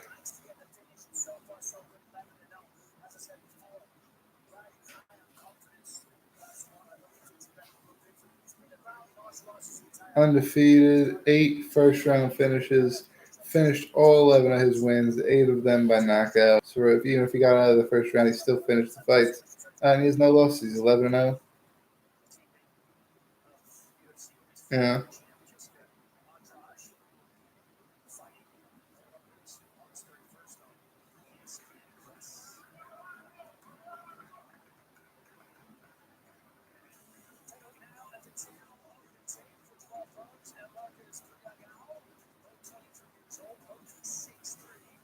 Both 23, both 6'3".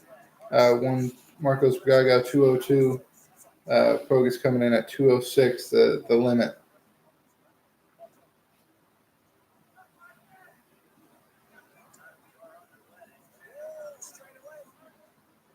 Action right away.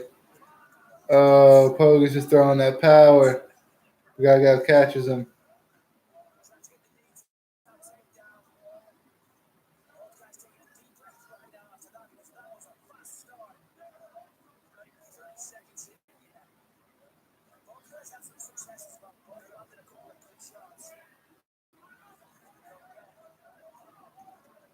Gaga's throwing big body kicks. He's got a southpaw stance, so he's throwing that mean body kick to the opening, right? There's a big giant opening in the midsection of Pogus.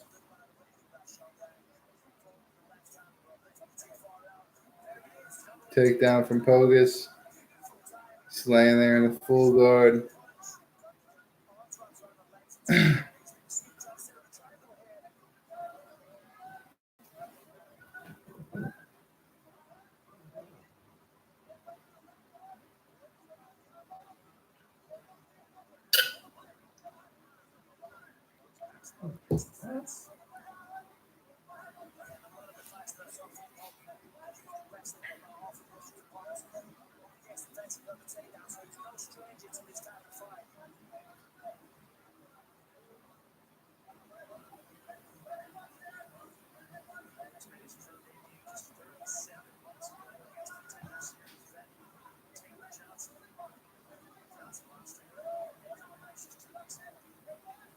Gaga able to get himself a little bit of space. Still not able to get off the floor though. Pogus jumps in, gets some ground and pound sitting in his guard.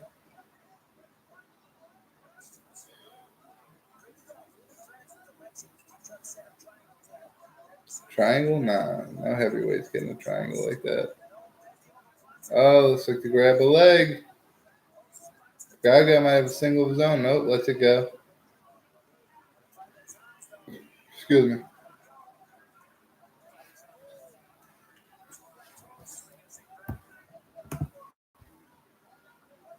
Power, Pogus. Come on. Another takedown? Come on, bro.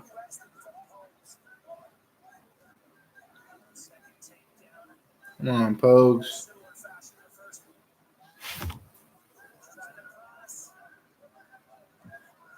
Oh, Greg knew not to bring his ass here this week, man, because this dude owes me money for the Pettis Diaz shit. Motherfucker wants to bet Pettis gonna starch him in one round. Fuck out of here. Told you, boy. Told you. If you watch my videos after they're live and you get to this point here, connection's going shit. Right before the connection went shit. At a minute, hour and 35. Tell him to check that shit out and realize that Pettis fucking quitter, son. And there was no way Pettis was gonna beat Nate Diaz. Fucking told you, dog. Fucking told you. Oh, don't tell me it happened again. No, we're good. Unable. Doesn't say that here though. So, who am I to believe? The computer or the iPhone? Ooh, big jumping knee from Pogus.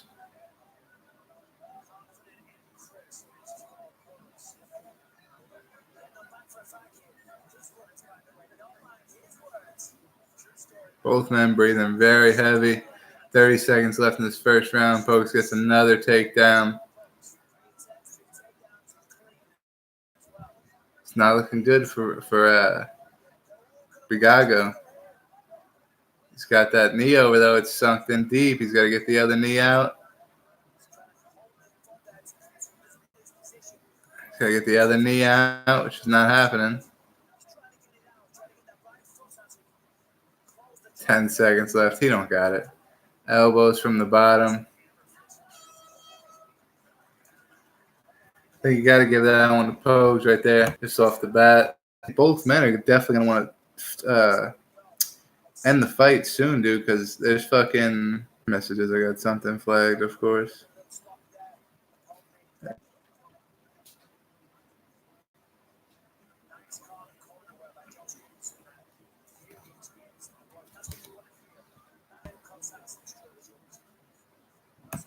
Stable connection. Yeah, it's fucking stable. I'm telling you that right now. YouTube be fucking with my shit. It'll be unstable. Try to be. What if I got Wi-Fi connected?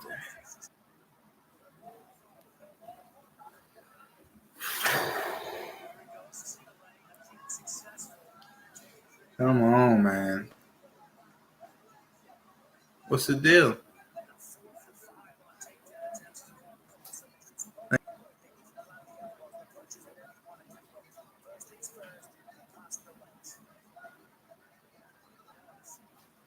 Keep freezing on me. This thing's going off, dog.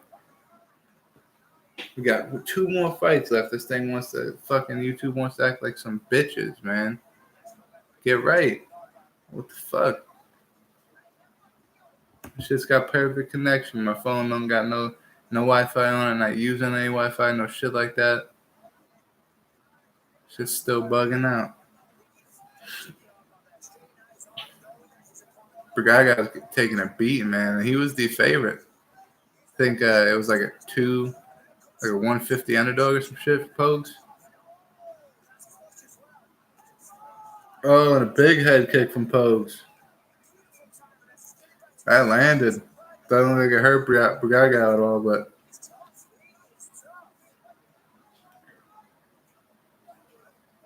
another. Come on with the connection shit, man. Yo. YouTube, man. If you're watching this, I got full connection right now. My computer is working fine. Internet connection is fine. You guys keep fucking with my shit, man. You fucking with my viewers. Viewers come in here, they see me skipping and shit. They don't want to watch that shit, man. That's bullshit. The connection's unstable. For no reason. Shouldn't be nothing unstable about the website. Stay fucking website. Shit, man. Driving me crazy. Opposing and some good hands, too. Coming up on 30 seconds left in the second round.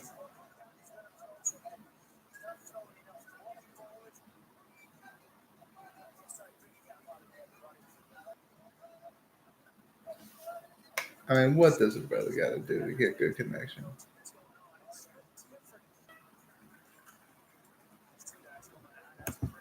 It's good. Good second round for Pogues again. Capitalizing on all those landed takedowns.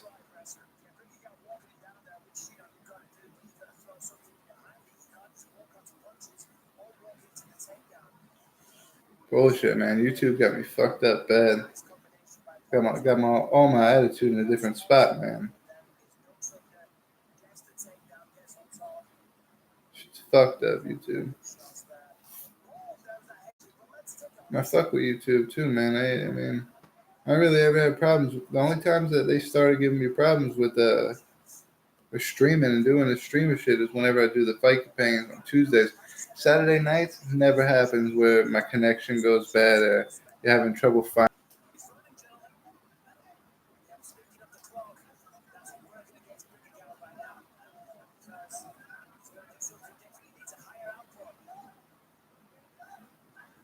His off season and his fucking retirement.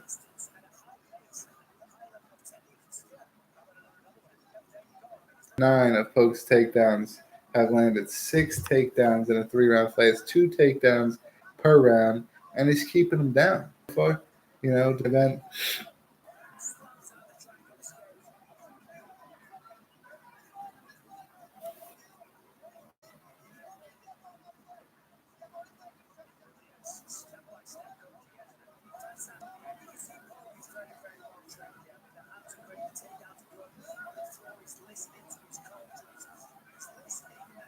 Fucking hell. Good body kick from Bragaga. Oh, gets eat. That's eater right there for the round here.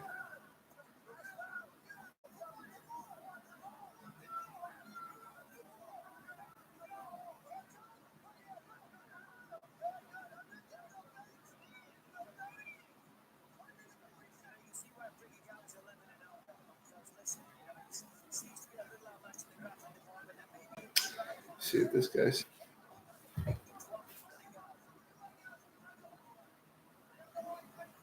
Gao also would be his first loss of his career if he goes to the distance here, because he definitely is down all 3 rounds.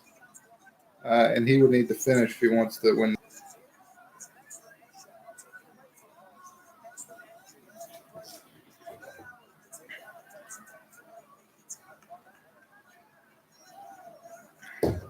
Constant armbar attempts from the bottom. 30 seconds left here.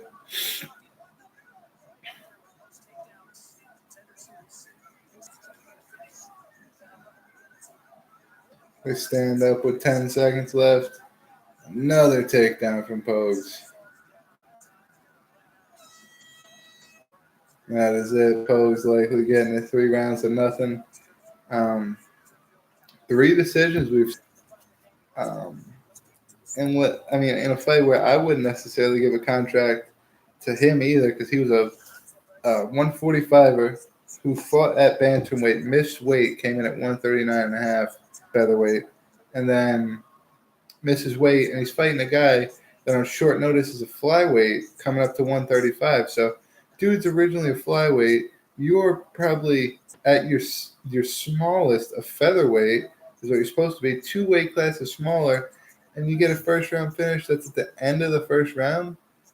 You know, it took you some time to get that finish. It's not, you know what I mean? And it's not his fault. Both guys took the fight knowing that, you know, whatever can happen in the fight. They could lose because of missed weight. They could lose because they were smaller. Whatever the case was, they knew the chances they were taking. They just needed to get in front of Dana White. They needed to prove themselves. So it's not necessarily their fault who they got matched up with and who they had to fight. On the day of the fight, Steve Garcia went out there and got the win. I don't know if that is a result of him, or if that could be a result for him to get a contract now just because of the situation that he was in. Not saying it's his fault or anything, but, you know, maybe you don't take that fight on short notice. Your 135-pound opponent gets injured. You realize you can't make 135. Maybe you use that, your opponent getting injured, as a chance not to embarrass yourself, not to miss weight, wait a couple weeks, come back for the final week of Contender Series on not as short of a notice fight for the opponent at featherweight. Or, you know, you just go fight at fucking Titan FC or whatever the case is. What up, Josh Snipes? What's happening, buddy? You go fight at Titan FC or CFFC, one or the other, and wait until Dana White's looking for a fight comes around or some shit. You know, there's mad opportunities that are not the Contender Series.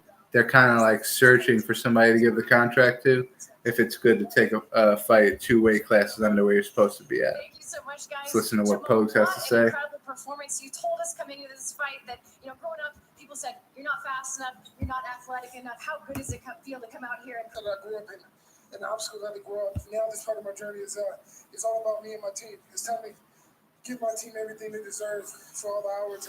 Josh Nipples, you watching the fights or hell no, right? This is for my team. This is for You don't get down like that. My boxing coach, Joe Rodriguez, conditioning coach, Xavier Martinez, my manager, Gilberto Faria. Also, this has been a crazy camp for me. I lost someone I grew up with, family member of mine, Tyrone Pogues. Wrong place, wrong time, got killed in a drive-by. Also, I got stitches in my foot in the middle of my camp. Before I got here, my tires popped. Had to switch cars with my dad. Then when I got to eat, someone broke my window of my truck after switching the cars when I was here.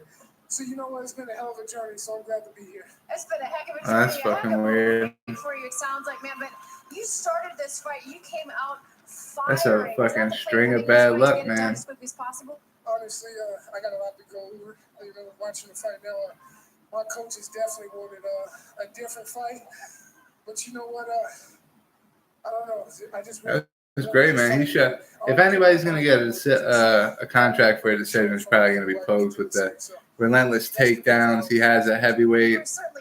He throws flying knees at heavyweight. He landed a head kick. You know, just things you don't really see with heavyweights in the UFC. So if anybody is going to get a contract based off a decision, I think it would be it's got a really, really good chance of being Jamal Pogues. But Pogues is also 6-2, so is Dana going to be quick to want to sign? You know, damn, the cat's killing me, boy. Well,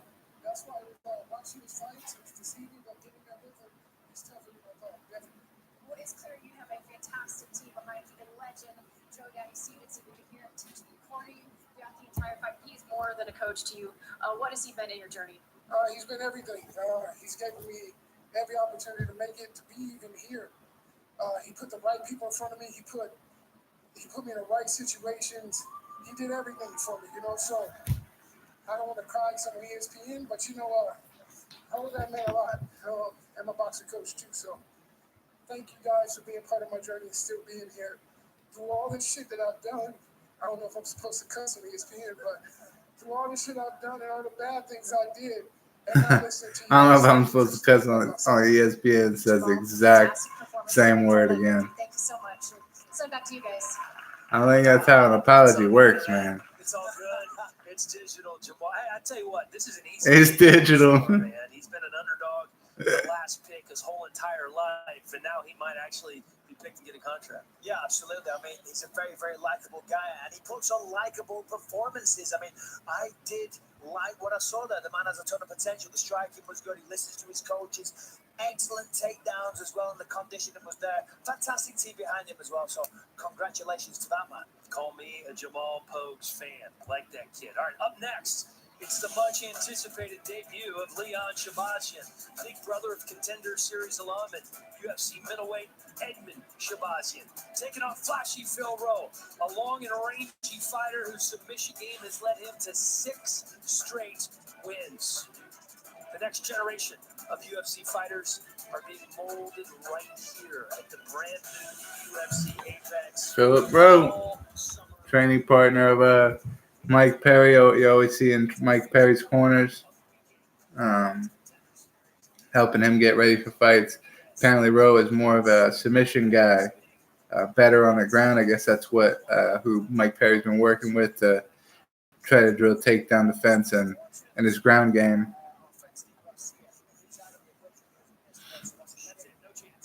Which, if we remember the last fight with Vicente Luque, worked pretty well. He was able to get the takedown a couple times. Pogues, Martin, Steele, Garcia missed weight. Yeah, even though he finished, he's the only guy that finished. He missed weight, so Michael Bisping, in likeliness to get a contract, has him in last. Coming into the last fight here, Bisping gives 3 contracts so far. Well, 2. He gives one to Jamal Pogues, one to Mallory Martin, and it's lit up like he would give one to Steve Garcia, but it says missed weight, so maybe that means that since he missed weight, he's not able to earn a contract. I don't know. I guess we'll have to see. I mean, Dana White, it's his show and shit. He makes up the rules, so. On Shabazian, who is a Contender Series alum, who did get his contract to go to the UFC. Let's see what Leon's got to say. Barely any weight to cut. It just had a medical issue during the weight cut. The fight got canceled, but now I'm back here. I'm Leon Shabazian fighting out of anywhere else. And when you have your opportunity and you don't get the chance to even perform, you feel like heartbroken. The UFC contract will mean the world for me. This is do or die for me. This is everything I've been working for. This is the day I've been waiting for. It's all I care about. Yeah, a little bit different. Leon Shabazian 7-1. Phillip Rowe 6-2. So both guys got 8 pro fights to date. And a lot of punches and attacking submissions, knockouts, everything. That's why I'm the main event. Phil Rowe is a good opponent for me because I just see myself dominating wherever this fight goes. I'm a better striker, I'm a better wrestler, I'm a better grappler. I punch harder, and I think I'm the physically stronger fighter. I'm ready for anybody. A fighter like Phil Rowe, I should be on 1 day's notice. I don't see him on my level. Whatever his game time is, I'm ready for him wherever this fight goes. It's going to be an exciting fight for the fans because they're going to see one of the best knockouts in Dana White's Contender Series. I'm going to put on a performance that's going to blow away Dana White's mind. I wasn't good when I first started. I didn't have a wrestling base. I didn't have a jiu-jitsu base. I just showed up at the gym, and every single day I worked hard. Now I'm 50-something fights in between amateur and pro, and I feel like I put the time in. I feel like 50-something fights in between amateur and pro. This is my time. My name's Phil Rowe. I fight out of Fusion Excel, and I'm here to get a UFC contract. I'm motivated. What makes me a problem is just my work ethic and my skill set. You know, I'm looking at this like any other fight. There's nothing changed now. I got 6-2 pro, 3-3 amateur. I don't know where he's getting 50 fights pro and amateur combined, but I'm really fluid on my feet.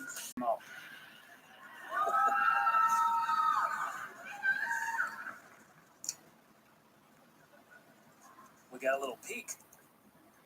And then we have the real thing. 7 his wins, 6-7 by submission, and is currently on a 3-fight win streak for Leon Shabazian. Yeah, it looks like Tavardian, but I don't know, man.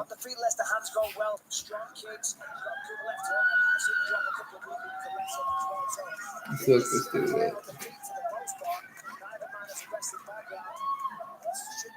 We got that he fights at a Glendale Fighting Club. Affiliation, Glendale Fighting Club. Time now for the tail of the tape. The younger Leon Shabazian is 1 inch taller, but you can see the monster reach advantage for Phil Rowe. Herb Dean going to be our referee for the 5th and final night of the 5th and final fight of the evening. We'll look it up later, man. But here comes Phillip Rowe. Let's see. Let's see that Anderson still the length on you. Shabazian in the gray, Rowe in the blue trunks. Shabazian doing the right thing. You got to close him down, but you got to use some side-to-side headbutt. If you're walking on the center line, you're going to get picked apart. Especially against the low kick from both fighters lands.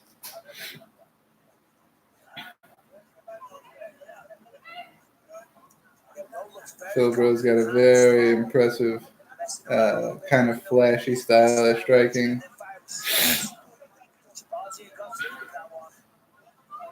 Head kick from Shabazian's blocked. Fighters trying to figure out their range here.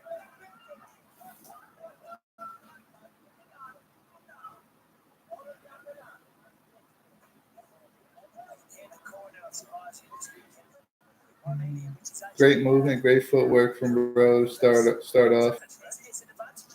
6 o'clock Eastern time, by the way, is that the China card with Wally Zhang and Jessica Andrade on the 31st.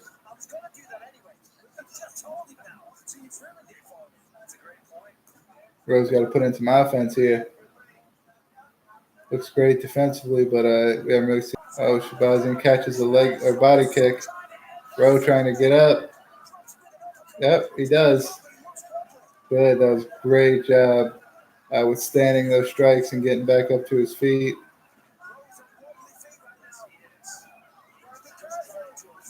Oh, man, Rowe's catching some shots here. Lands a big right hand there. Come on, bro. Come on, bro. He's stinging that left hand in there.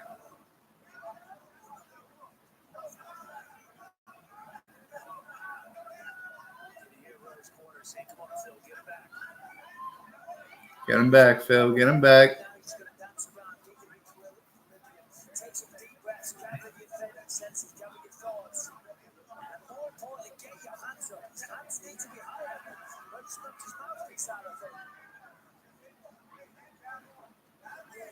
Yeah, he is keeping his hands really low, and then he gets caught with that right hand, that right straight. Get your hands up. Hands up. Oh, shit, man. Eats an elbow there. Shabazian's looking good, man. Just chase him around the octagon. Good. It's a good job keeping your hands up. Get him up. Keep him up, though.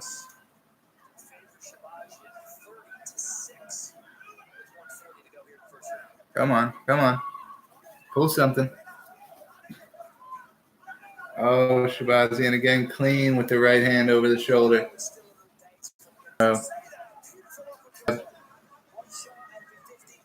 Flying knee misses. Outside leg kick pretty good there from Rowe.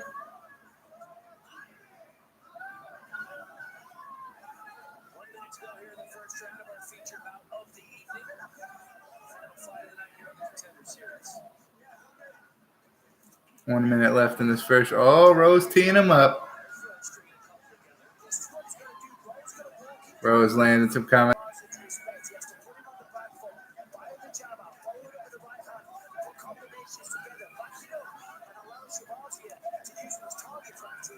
Just getting out of the way of these punches from Shabazian here. Fakes a body kick. Body kick from Shabazian. Barely lands. Not strong at all. 10 seconds in this first round here. Body kick from Shabazian lands. Two of them back to back. Let's see. I'm more inclined to see what are we going to see in the second round. If we are kind of trying to wonder how is that going to affect how Dana scores it. Just going to just say fuck it and only take the dude that finished, you know? The one guy that finished the fight.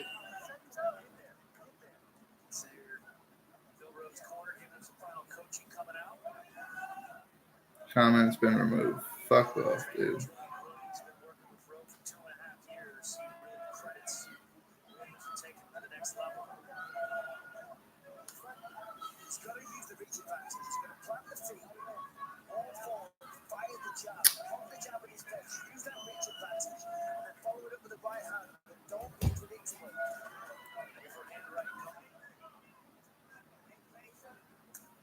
Oh, nice outside leg kick, bro.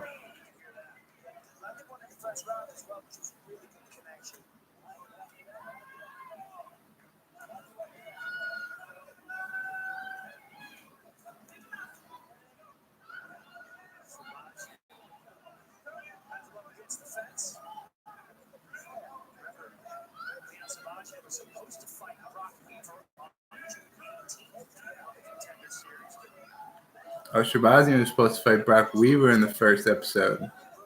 Shabazian would have got the fuck kicked out of him by Brock Weaver.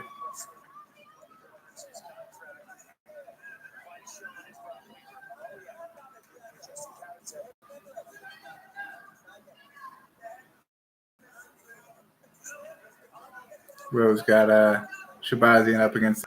Oh, yeah. Let's go, Phil. Shabazian gets double underhooks. Half guard. He was getting teed up with that right hand.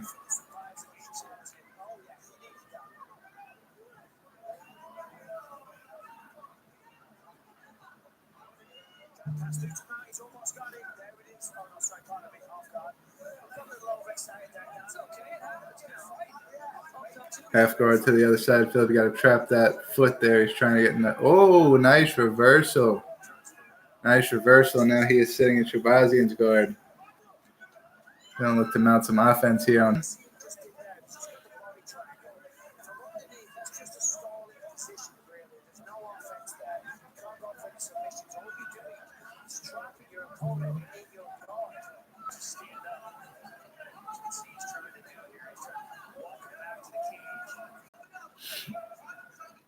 $20 seconds.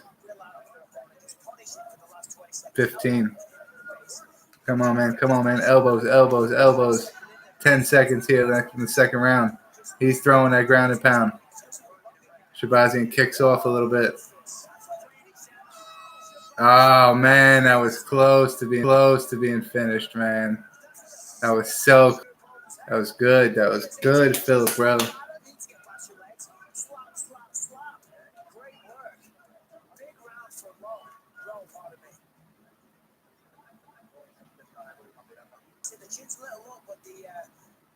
thing that Shabazian did in that second round. So they might even do that 10-8, in which case it would be 19-18 Rowe right now.